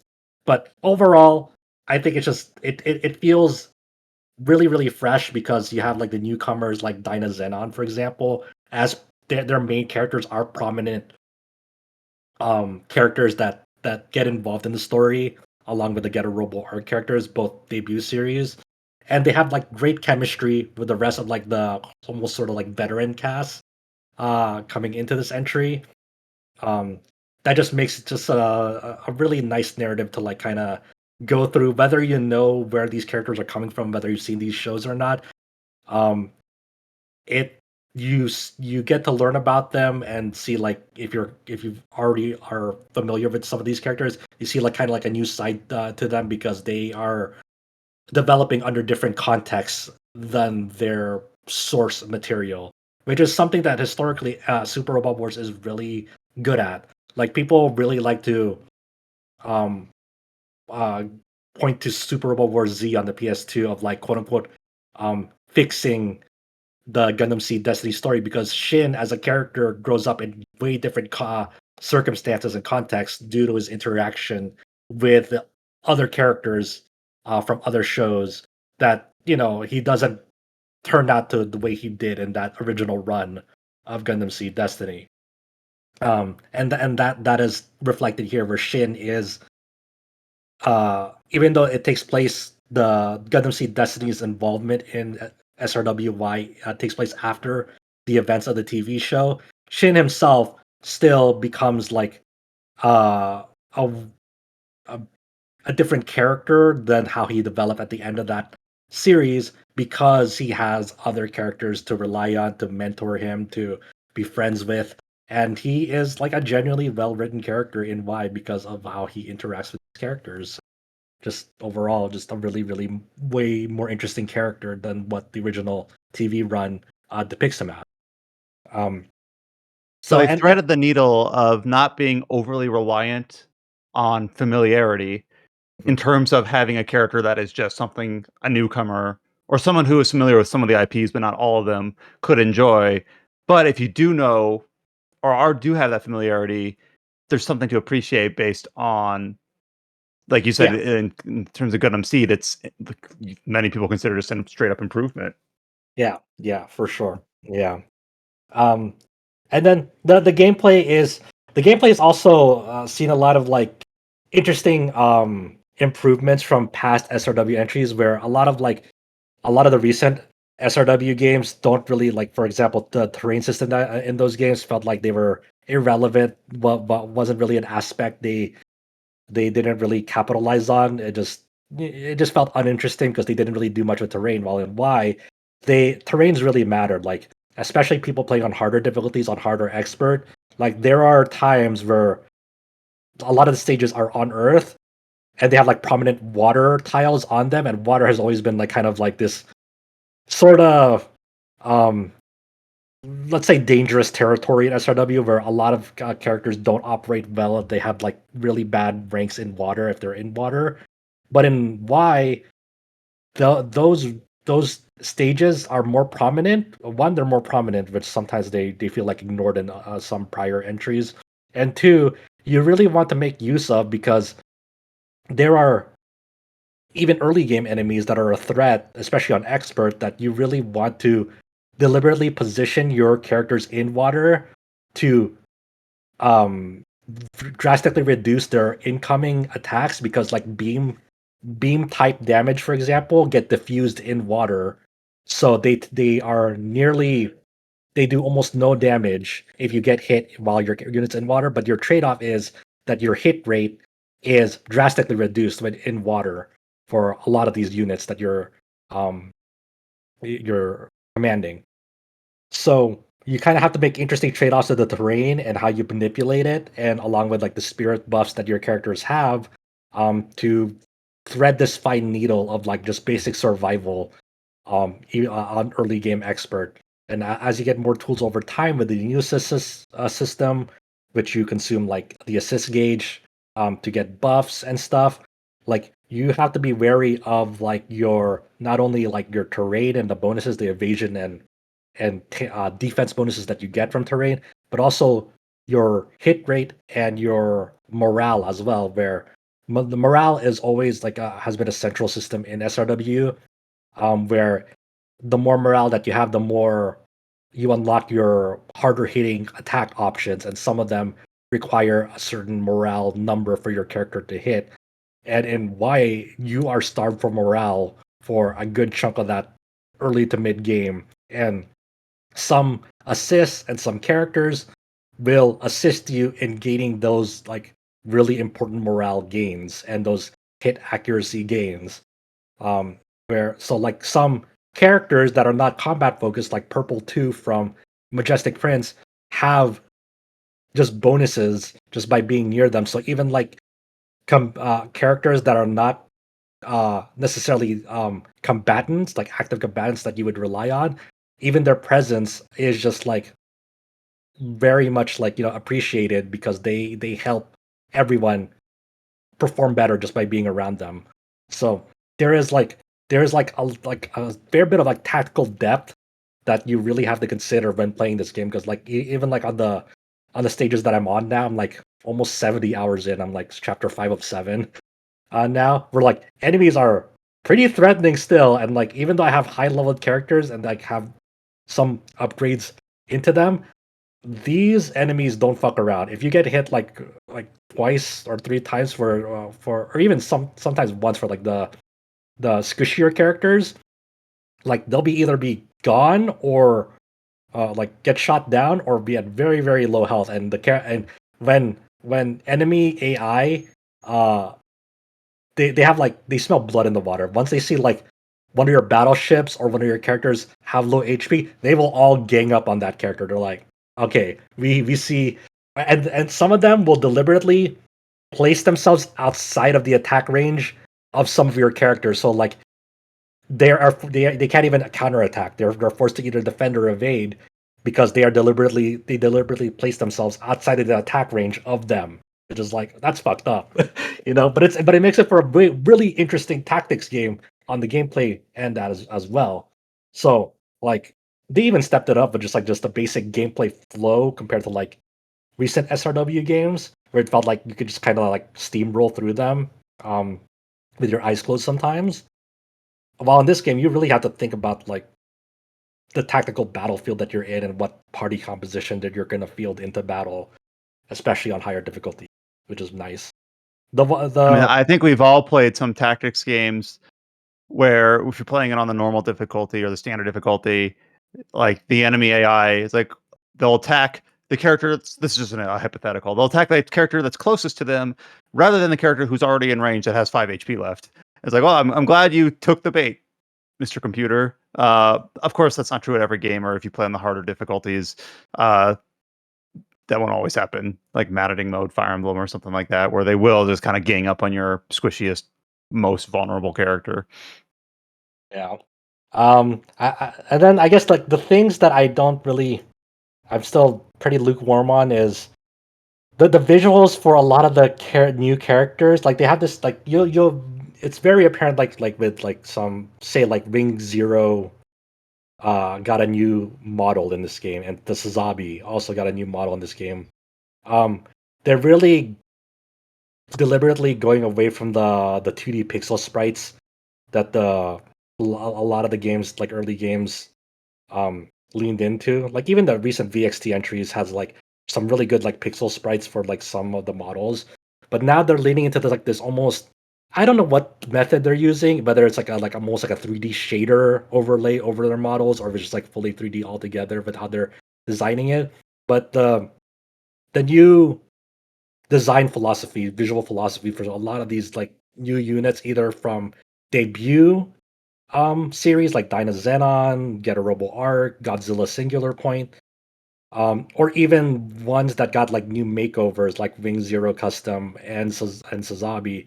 Like they all have like this 3D shader look to them that like I'm personally not a fan of because they kind of look a bit off, and for some of them they're deliberately trying to emulate like the source material like for Get a Robo Arc and Godzilla Singular Point, where their mechs were 3D CG modeled, and they're deliberately trying to like lean into that design philosophy. While back then they had technological limitations of doing so, they had to make 2D pixel sprites of them that I consider more interesting visually because they were able to have more fluid animation work associated with them, while with these new ones have more choppy animation frames in their battle choreography. Like some of them look really cool, like Wing Zero Customs, like max output Buster Rifle animation that like have some really great shots. But for the most part, like Safe Dynazenon, it's like there's just like it's too visually busy, and like the way they animate is like really choppy, and I just don't really like that visual direction that I feel like they found what the style that they want to lean into future entries, and I'm like, man, I don't want that. I'm not really a big fan of that. I feel like part of leaning into that is because of that Super Web Wars DD mobile game that they've been working also on, and a lot of that visual style feels like it's been inherited into Y in some shape or form. Um, and also because this game is the first time they're using Unity for a home console game.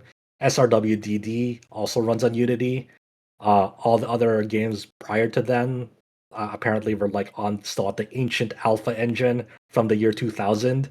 Even SR Super Wars 30 was still on that ancient alpha engine that was initially built over 2 decades ago.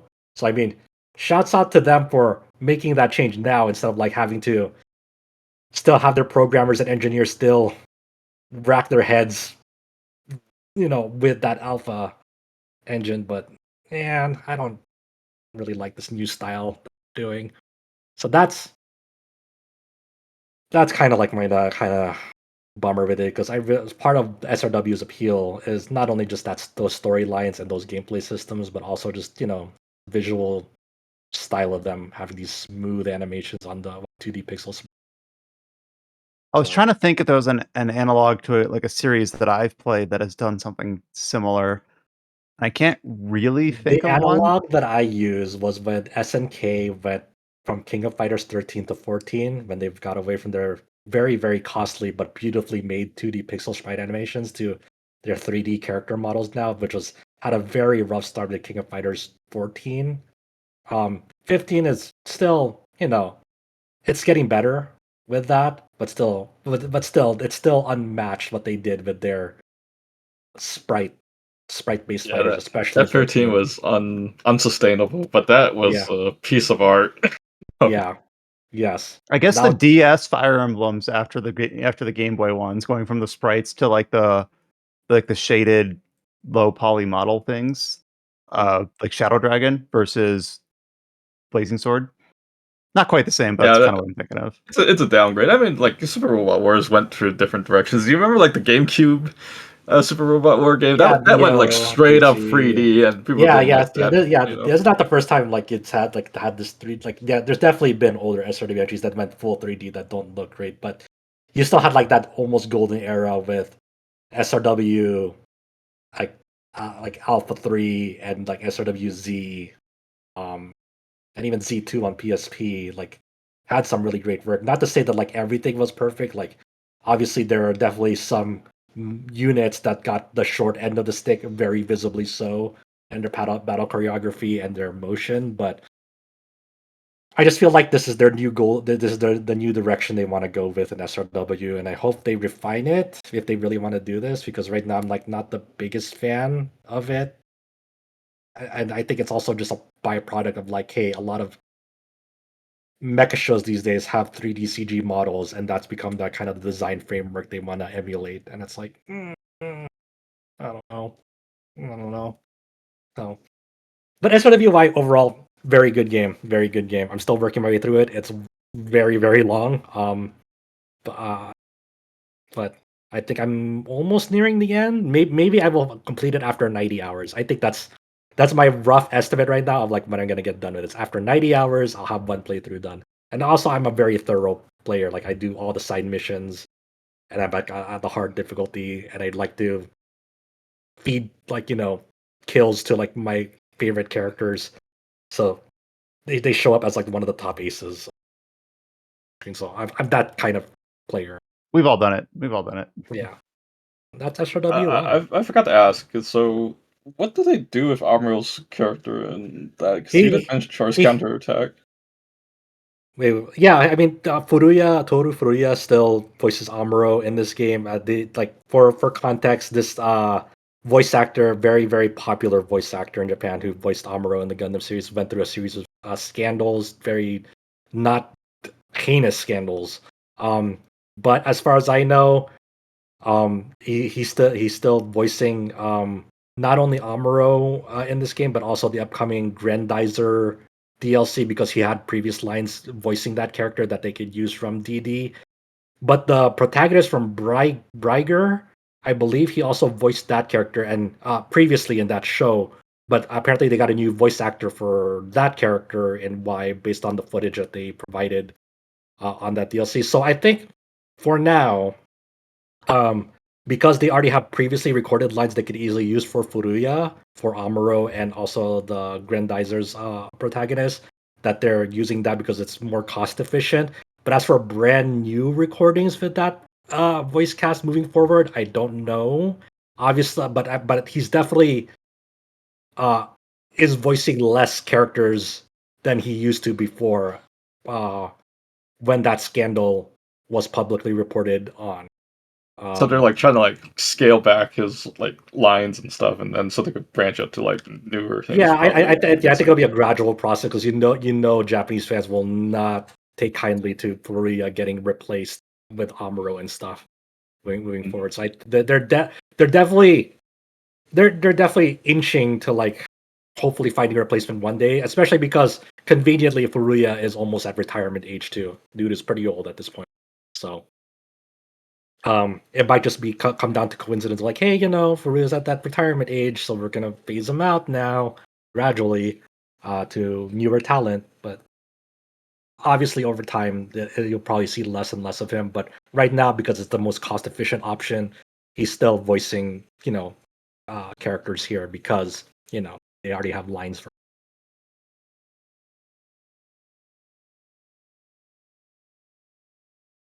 And then, how's your throat feeling, Josh?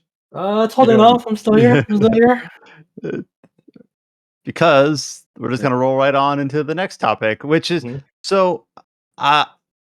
This a discussion between the staff and Adam being kind of like the line in the sand for Daemon X Machina, both the original and of course the recently Titanic Scion. Not quite an RPG, though. There's been discussions around it. Remind me, because I don't remember where we landed. This is we are not covering it in an official quote unquote capacity on the site. But obviously it's It's a like series. kind of like a divide in the staff. Like some people feel it has enough systems where it's an action RPG. I personally, as someone who's played both games and also played Titanic Scion, feel that it's not quite RPG enough. But I'll tell you this: the reason I decided to do an unscored write up op-ed on it is less so of its RPG ness and more so of the state of the game as is releasing now. Because this game got a day one patch through its review codes, and I was unsure if the day one patch was reflective of what the consumers were going to play. So, Daemon X Machina, Titanic Scion. Before you start, sorry, I just want to say like I don't want the context to be like the game is more or less or whether we as RPG site consider it an RPG or not. Like that doesn't really matter. I was just curious, like where did we end up on that decision anyway? Sort of thing. Just like, are we gonna have a review? Did we cover news on it? I don't remember. Because obviously either way you were gonna play it and talk about it because you were. Yeah. But we did do I think eventually we did do news of it because I think it's always gonna be split. But there's some people feel it's RPG. It's almost like Monster Hunter in the sense of like, is this really an RPG? Well, Capcom says it is, but a lot of veteran players feel it doesn't. It's not really an RPG. It's more like a more action adventure, almost simulation type. Yeah. But yeah, Daemon X Machina, Titanic Scion is the follow-up to the 2019 Daemon X Machina that initially released on the Switch. That came to other platforms over time. And this new game it's not, it is a sequel to that, but it's such a different game from the first Daemon X Machina that if you didn't know, if you saw these two games side by side and didn't know that they were both called Daemon X Machina, you would not think that they were like in the same series. They kind of took Really? they kind of took a very different approach with this game where the first game is very much Armored Core in its structure and design, had giant robots called arsenals. You changed parts about these giant robots, swapped out their weapons, and went through it stage by stage, much like Armored Core. And in Titanic Scion, it's now not really about giant robots. They're still here and there, but they're not as much of a focus. It's now more like Iron Man powered armored suits in Titanic Scion. And they do give a story justification. This game takes place many, many, many years after the events of the first game, and they do have their plot justification of why they switched to power suits instead of giant robots. And the structure of this game is now taking place is now more of like a quote unquote open world structure. I would argue they're more like wide open zones. There's different zones that you unlock throughout the game, and it's like whether it's open world or not is up to the eye of the beholder. I describe them more as wide open zones that you wander through, But all the story missions and the side missions do take place in these wide open zones. They're not distinct stages, unlike the first game. But a lot of like the bones are the same in terms of like how you build your character. Like in both games, you swap out different armor, and depending on what type of armor you mix and match on it, they have like three distinct classes: light, medium, heavyweight. Obviously, um, the heavier weight ones have less mobility, but they have more defense and allow for more memory. And memory is sort of like this hard cap of what you can equip onto your character, because every weapon and all the shoulder weapons and auxiliary items that you put onto them have a memory value. So depending on what is your armor setup, that'll give you your memory allocation, and then you're free to mix and match as many weapons as you want onto that character, as long as they fall within that memory allocation that you've given them. Um, and if you go over them, you suffer severe penalties to your stats if you go over them. So you never really want to go over that memory um, cap that you've put on yourself. And this game is definitely better, like better visuals, better technically. It's fully voice acted. Like you create a character, and there are several times in cutscenes where you can give a dialogue response, and each of the dialogue responses that you give is fully voice acted, based on what you say. Um, and you go and a lot of the ebb and flow in combat does feel like smoother, because since you're not a big gigantic robot, like you do have like more mobility options, and I feel generally zippier. You do have like more like melee options, in the sense that like there's like a whole skill ability system that um you obtain skills through like this fusion system. It's kind of like difficult to explain, but basically your character is an outer, and they're like sort of like an enhanced human, so to speak. And at the beginning of the game, they are escaping from this facility because they're about to tamper with like your personality and memories, and you don't want that. So one of your like childhood friends sort of busts you out from that facility, and you have to leave them behind because they're like fighting off this super tough enemy. So you crash onto the ground on Earth, um, and you meet this resistance group called the Reclaimers, and they're kind of not comfortable with you being an outer, because there's this whole kind of structure and struggle between humans and outers. But you being an outer means that like you're able to like kind of um like absorb genes into you, and depending on like the gene makeup that you absorb, you unlock skills for your arsenal. So like say like you have like this thousand cuts ability with the katana, and it's all fancy looking, but in order to unlock that, you need to absorb like these a mixture of like two red color genes plus like maybe a yellow or a green, and they have all numerical values, and if they line up with this thousand cuts ability and the level, you'll unlock that ability. And there's like a whole in-game glossary that This is just like shows Monster you. Hunter Stories. Yes. I'm kind of joking, but Um, kind of not. That has like a gene system with like a tic-tac-toe Yeah. system where you line them up. For sure. Yeah, it's not too far off from that. Good comparison actually. Um, as a result of like you absorbing these genes and using them to unlock skills, your character model will continually get more fucked up over time, because like you might get mutations on your body, like you'll get like tattoo markings on your characters, or like you'll get like bony shoulder pads, and eventually if you keep doing it, you'll start having like wings on your character and stuff like that. Your body just gets continually gets more fucked up as you're unlocking, if you want more and more skills to unlock, and so forth. And there's a fusion system like in the original game that also mess with your character model being an outer and so forth as well.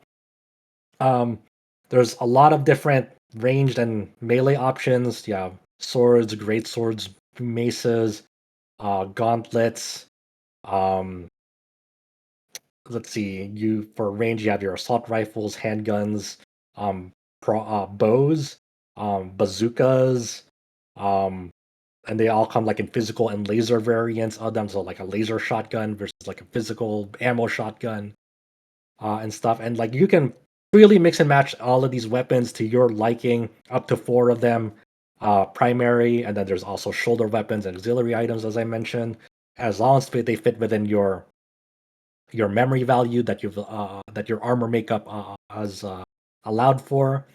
Um, so you can really customize the way you want to play in this game. There are no two builds will be the same, no two approaches will be the same because it really depends on what you are comfortable with. Like for example, one of my starting layouts, my starting arsenals had like dual bazookas that took up a lot of memory, so that I could really only equip like another shoulder thing and another. I couldn't use my other 2 weapon slots because they took up so much memory on it. But it was a fairly tanky build and did a lot of damage on it that I really liked on it. Um, but eventually, I switched on over to like a build that's like had more mobility, still tanky, but had some mobility options to it, and it had dual fist gauntlets that like um took up a chunk of memory, but it could still have like a shoulder weapon and an auxiliary item, and it was very ammo efficient because it didn't really use ammo that much, unlike my dual bazookas that like had very limited ammo. The only time it really used ammo was when I grabbed an enemy after filling up their stagger bar, and I could unload like a shell into them that did a chunk of damage. But the real nice thing about this build is that it focused on staggering enemies. So whenever I hit them, they had like this hit stun animation that like and I could attack immediately after. So I kind of kept in this infinite hit stun animation loop until I could grab them and then unload into them and did a chunk of damage and continue to punch them. So it was a very my character was like a boxer pretty much. He was awesome. Um, but it's the combat will largely depend on what you make of it. Um, I think because the thesis of my write up on this game is because of this reinvention of the game once more, it's no longer an evolution of that Armored Core style. And they definitely didn't want to live in the shadow of Armored Core. They wanted to make something for themselves, and I respect that. Like that's I can see the vision of why they did this.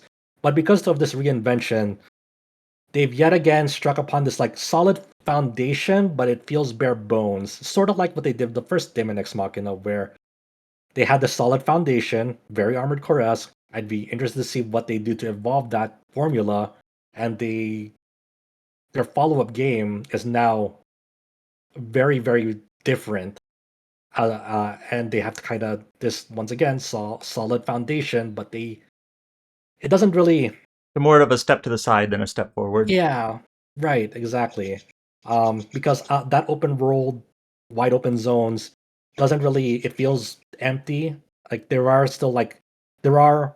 like roaming big bosses that you can definitely take down. There's definitely some of like the reclaimers going against like the antagonistic Axiom faction here and there, but a lot of that wide open zone feels lifeless, not interesting, not really worth exploring. There's like these binding nodes that you can get resources from, but it's like a really, really repetitive mini game to get those that becomes old very fast. There's like activities like, hey, there's like this cargo that you can deliver from point A to point B, but you can't use your thrusters because if you use your thrusters, it'll make the cargo explode. Um, if you There's some decals you can find. There's some chests that you can find, but just in general, it's just not an interesting role to explore. You kind of just use it as a hub to go from point A to point B. Um, Not really much incentive to really explore the beaten path in it. Um, and there's just like a lot of like things that can enhance that exploration in terms of like, hey, you have different vehicles. You have a jeep, you have a bike that can transform and fire laser beams. Eventually, you can um, there are horses, in this game, which is like you have a sci-fi setting and you have this armored suit, but you can use like these demonic looking horses that look like they came out of Fist of the North Star. Um, you know, that's like cool and adds a little bit of flavor, but ultimately, utility wise, after I messed around with them once and then did like a race with them. Like there's like some side missions that you race around other NPCs with these modes of transport, and that's like cool. I mean, sure, why not? But ultimately, I stuck with my thrusters because they were faster to get up to point A to point B. And it's like, okay, there's like this whole mechanic that's kind of like, to me, it feels like an afterthought because they don't really do much with them. It's like it's nice flavor, but ultimately, it's like whatever. Um, and the story is like very, very serviceable. It's like it's a step up from the first in terms of like presentation because the first one had like static dialogue boxes of characters talking at each other, while this one is more animated and fully voiced and stuff. But it's a very standard, predictable story. Like it's like there's a few twists here and there, and they try to give levity and backstory to the like to the annoying antagonist faction, but it falls very kind of whatever. It felt very flat for me because it's very predictable. It's very bog. So Can I admit something for this game? yeah, Just so I've not played either game, and like for me, if I were to keep a backlog, I always thought of Daemon X Machina as like, oh, it's that not Armored Core game, right? Well, I right. haven't played Fires of the Rubicon yet, so that's what I would play first, and then I'm like, and then maybe I'll try out Daemon X Machina. As Daemon X Machina Titanic Scion was being marketed and pushed, I wasn't reading every news story front to back, but I did have like an inkling in my head, like this looks kind of different, like this isn't quite the same. But I'm sure they're just like showcasing the new stuff. Like it's still going to be a Armored Core like game, right? I just assumed it was. But now hearing, I'm like, oh, it really is quite a different beast. Just Yeah. so like I had that inkling, even though I wasn't paying attention, admittedly, but I did kind of notice it, I guess, during just all of the trailers and marketing and media for it. Yeah. And you can still summon a giant robot at the like at some point in the Mhm. game they'll allow you to summon the giant robot, but you can't really customize that robot, like its parts or anything, and it's only a limited amount of time you can like pilot it. And getting it back to summon it again takes like longer than you would like. So it's a very limited aspect of it. So it's an okay game. I think the price point, like the $70 price point, is quite high for this game. I didn't know it's gonna retail $70 until it came out. And and like I said, circling back to like why I didn't really give it a score is because when we first got code of this game, the it had performance issues to say like, it is built on Unreal Engine 5. There's like environmental stutters as it's loading in new assets, but it's kind of smoothing things out over time as I played more for me, and the fast travel was pretty speedy. Like the average fast travel time, because when you fast travel, it'll go into a loading screen and then they'll put you into an elevator, and then you wait on that elevator until you're allowed to go out and then explore to where you fast traveled to. And that whole entire process for me pre day one patch was like 4 to 7 seconds max. It was a pretty fast loading process. After the day one patch, um, those loading segments shot up exponentially, and like it was like within the realms of like 35 to 45 seconds now. And I'm like, oh my god, why are the loading times so slow now in it? And like the game overall feels smoother for like performance wise. There's less hitches and stuttering, and I guess it really massively improved like things on the Switch too, or Switch or whatever. But it's just like, man, I prefer the faster loading times. It's been a while. It's been a while since I've had to deal with like a 40-second loading time. That seems like a lot. Yeah. Yeah, this is something that like you'll run into often in this game because you're fast traveling a lot, and like especially the later portions of that.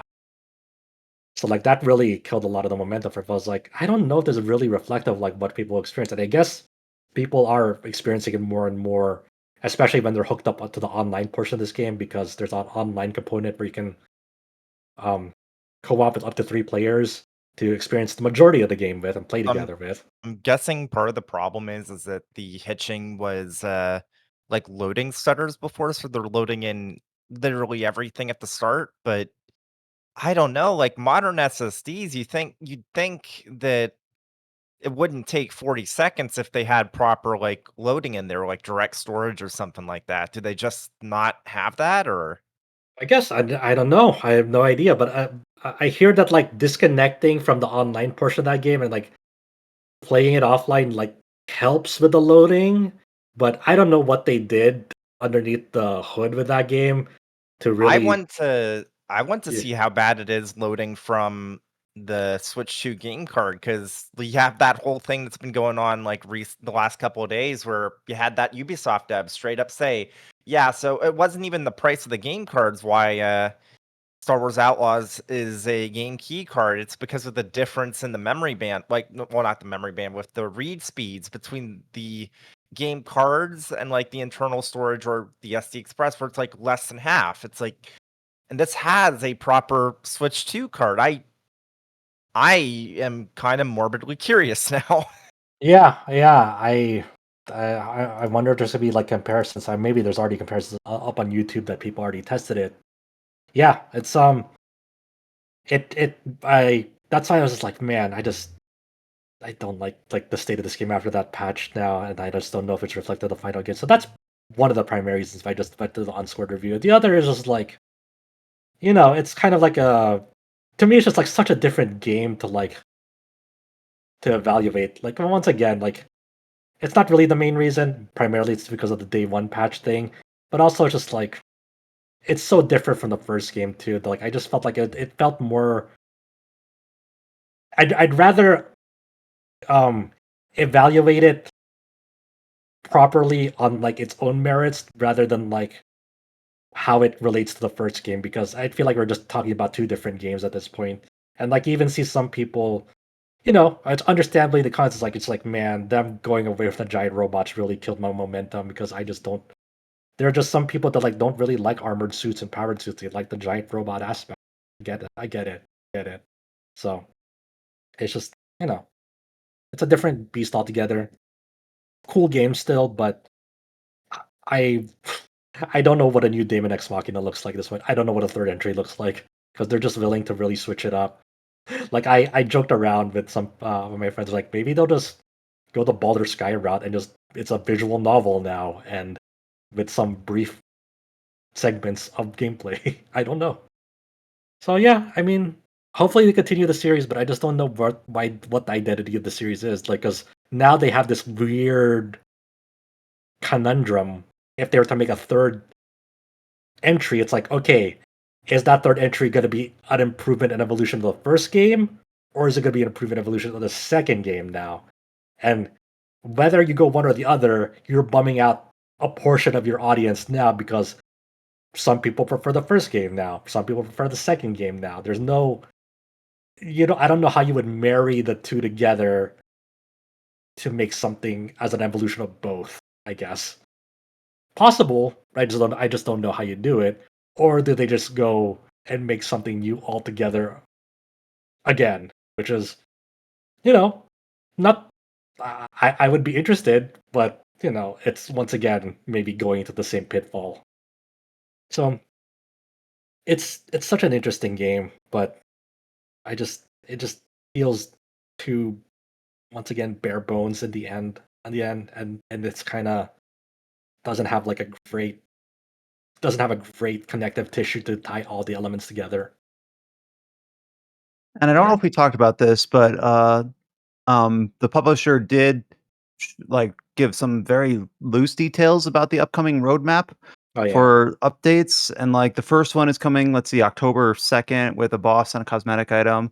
Then 2 weeks later, more bosses and cosmetic items.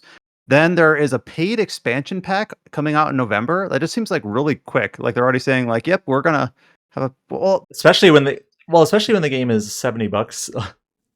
Yeah, yeah. that's like info that we didn't know. I was Yeah. just thinking, like, I'm kind of curious about this game a little bit, even if I know like people have issues with it. But like, am I $70 curious? No.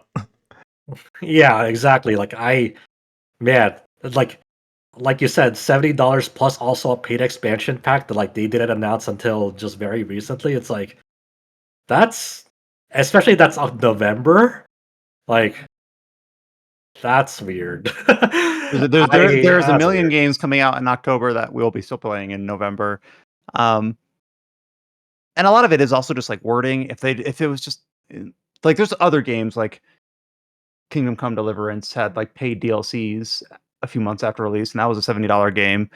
I guess I don't know what the expansion pack is. Like as far as I know, they haven't detailed it. Is it a single quest? Is it a whole new continent? I have no idea. Yeah.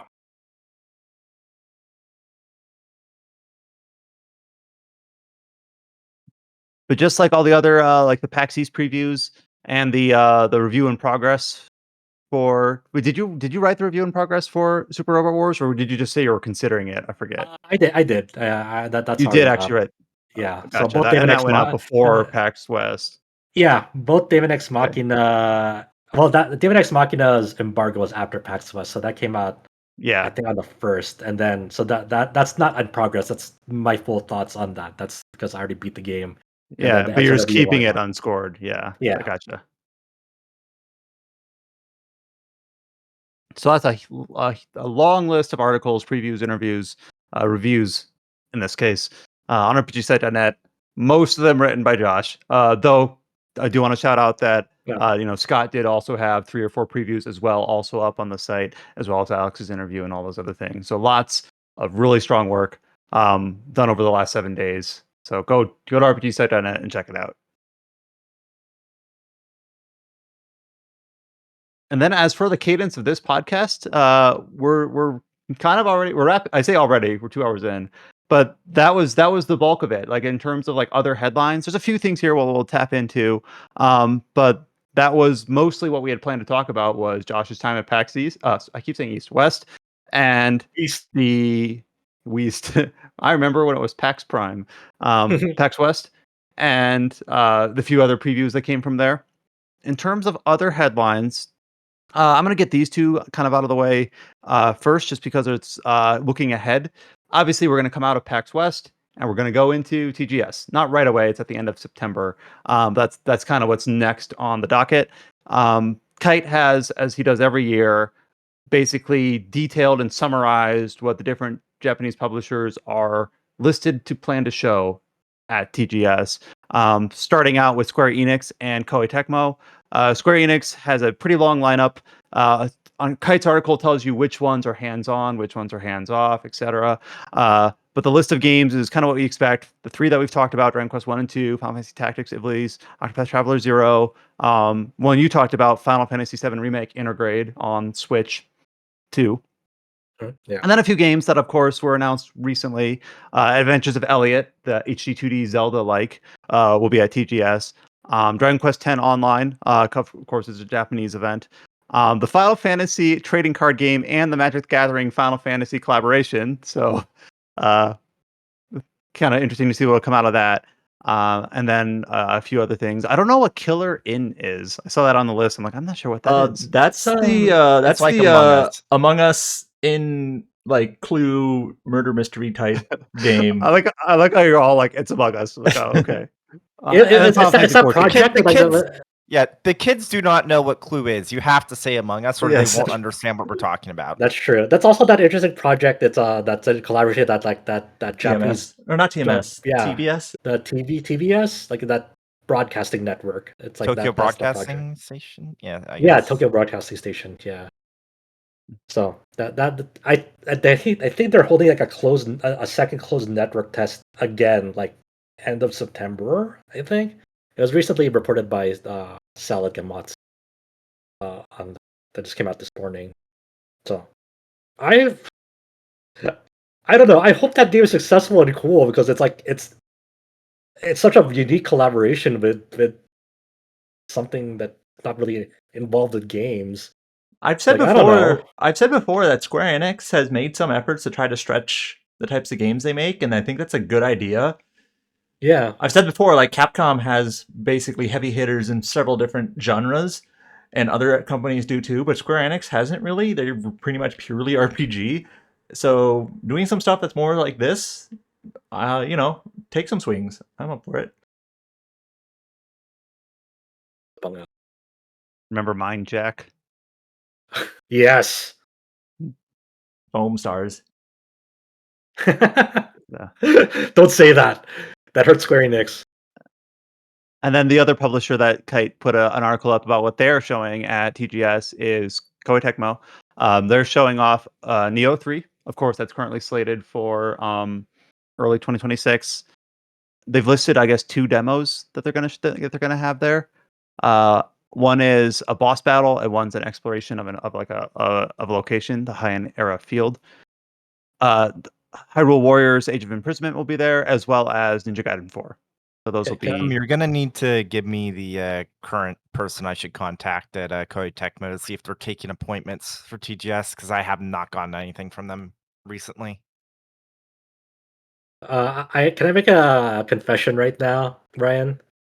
Yes, On I the will allow it. doc for for Hyrule Warriors Age of Imprisonment, I I initially read imprisonment as improvement. So I read as Right.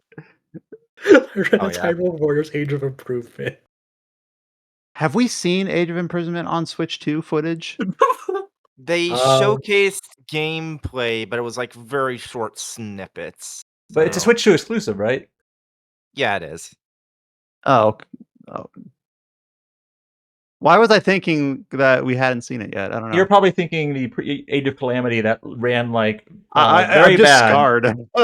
I'm like, it's got to run bad. That's just by default. It has to.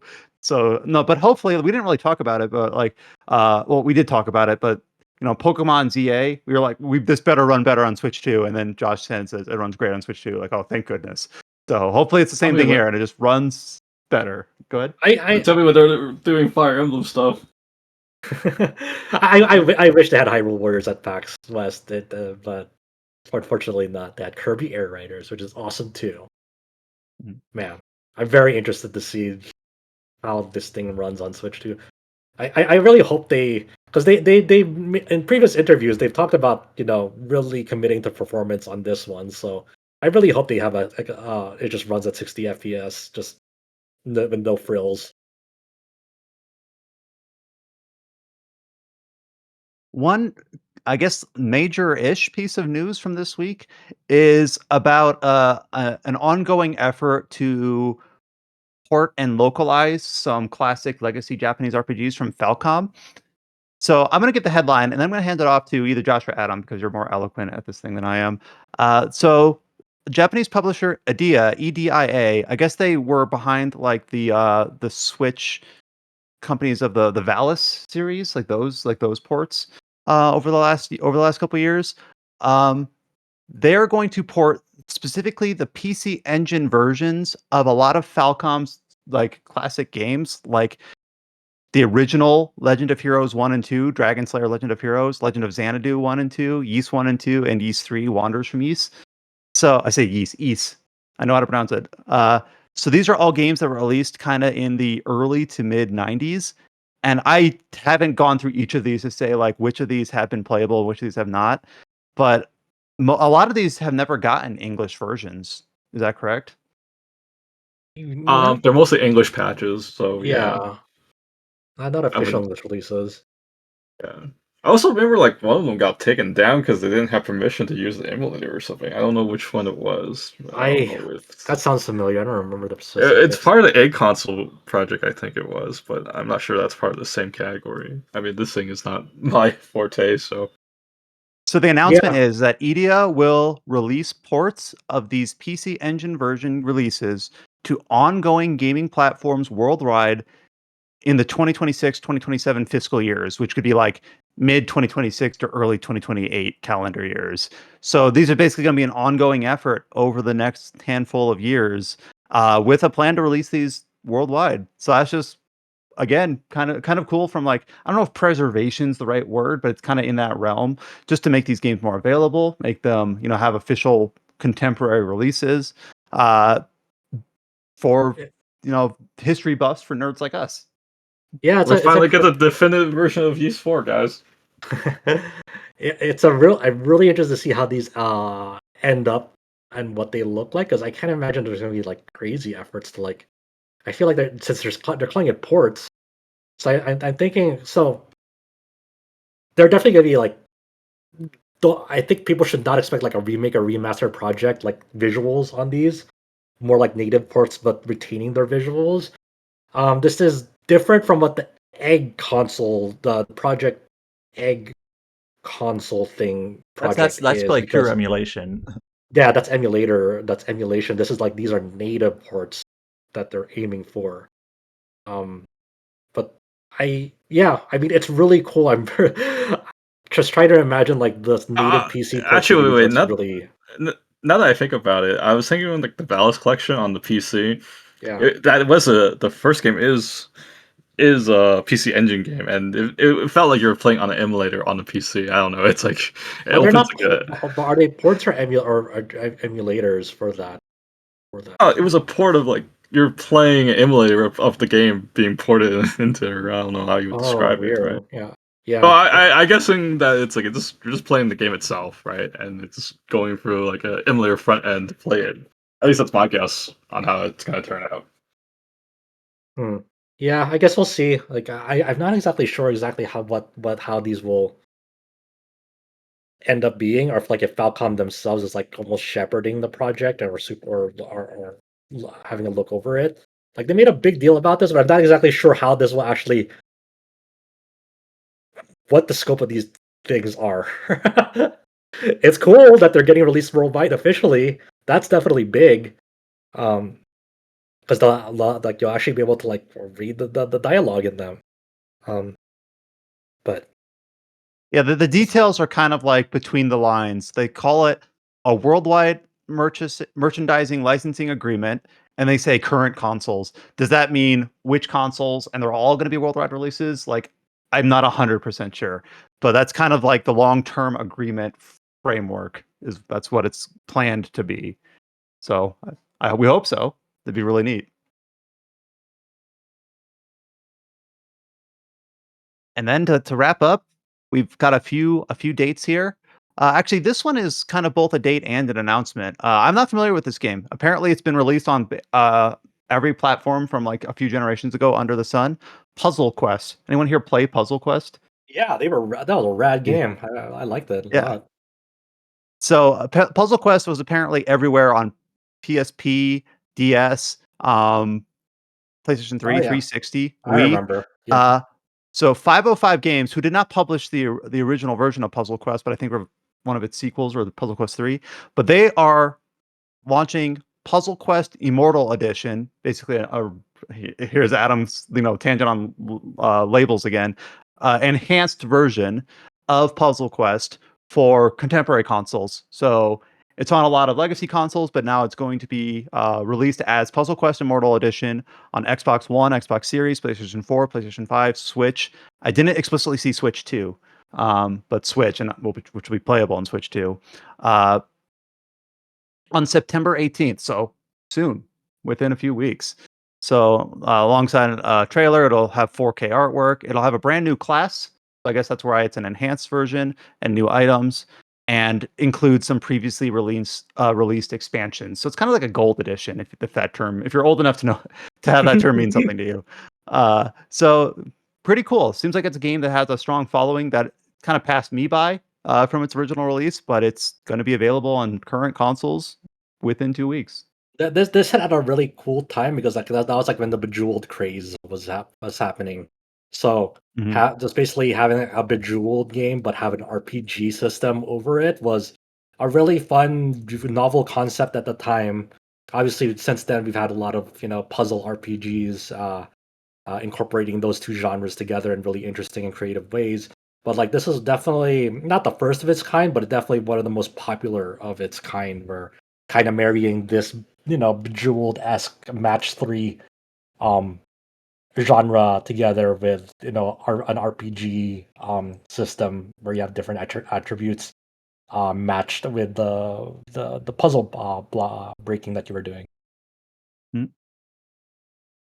I did have to read the headline from Mikhail a few times when he called it Match 3 RPG. I'm like, what's Match 3? Oh, I know what that is. Once I viewed the trailer, like the style of puzzle game is, Yeah. I guess, commonly called Match 3. and now we just have a couple release dates. We have a this is a game that we first talked about, I think, late last year. Tombwater. This is a pardon me, Souls-like with like a Western Americana aesthetic, though with like Gothic Souls influence as well. It'll be launching on PC on November 12th. Alongside the announcement, we got a new trailer for it. This is kind of got the Hyperlight Drifter sort of vibe to it. Only I'm trying to think, 16-bit. That's what I'm gonna go with. Kind of a 16-bit stylings to it. And then here's a game I know we talked about back when it was announced. This is the robot dance battle game, Steel Century Groove. James actually got a preview of this for us. I forget what event it was, James, that you got a chance to preview this. It was GDC. Yeah, so we kind of said like, what a cool, fun, interesting, different concept for a game. It's going to be launching on PC on January 28th next year. So January 28th, 2026. I'm excited for that. Thankfully, I don't have to play that Trails game localization, so my schedule will be free to actually check that out. Mhm. Oh man. Best of luck to whoever has to review Beyond the Horizon when that drops. That is arguably the longest game in the Trail series. It's And that's saying crazy. something. Yeah. And that's all I had listed for this episode of the podcast. So I have one more thing, a small thing. Oh, did I miss something? Gotcha. Go A ahead. small thing. So Bandai Namco opened up like the store pages for Tales of Xillia Remastered. Two things. Okay. One, this is something that was actually, it's not new, but it was kind of like hidden on the website earlier. So the developer of Tales of Graces remaster is Tose, or Tose, I think that's how it's pronounced. And they did a really good job with that remaster. Tales of Xillia's remaster is being developed by Doki Doki Grooveworks, which is a little bit interesting. They are the developers of Various Daylife, as well as the upcoming Octopath Traveler 0. So it'll be kind of curious to see how that port turns out, because it is a different studio doing it. Again, that's not actually like new information, but it's something that was just kind of hidden on the website before. Two, this was really funny to me, and I think it'll only be amusing to you if you played like the English version of Tales of Xillia at launch.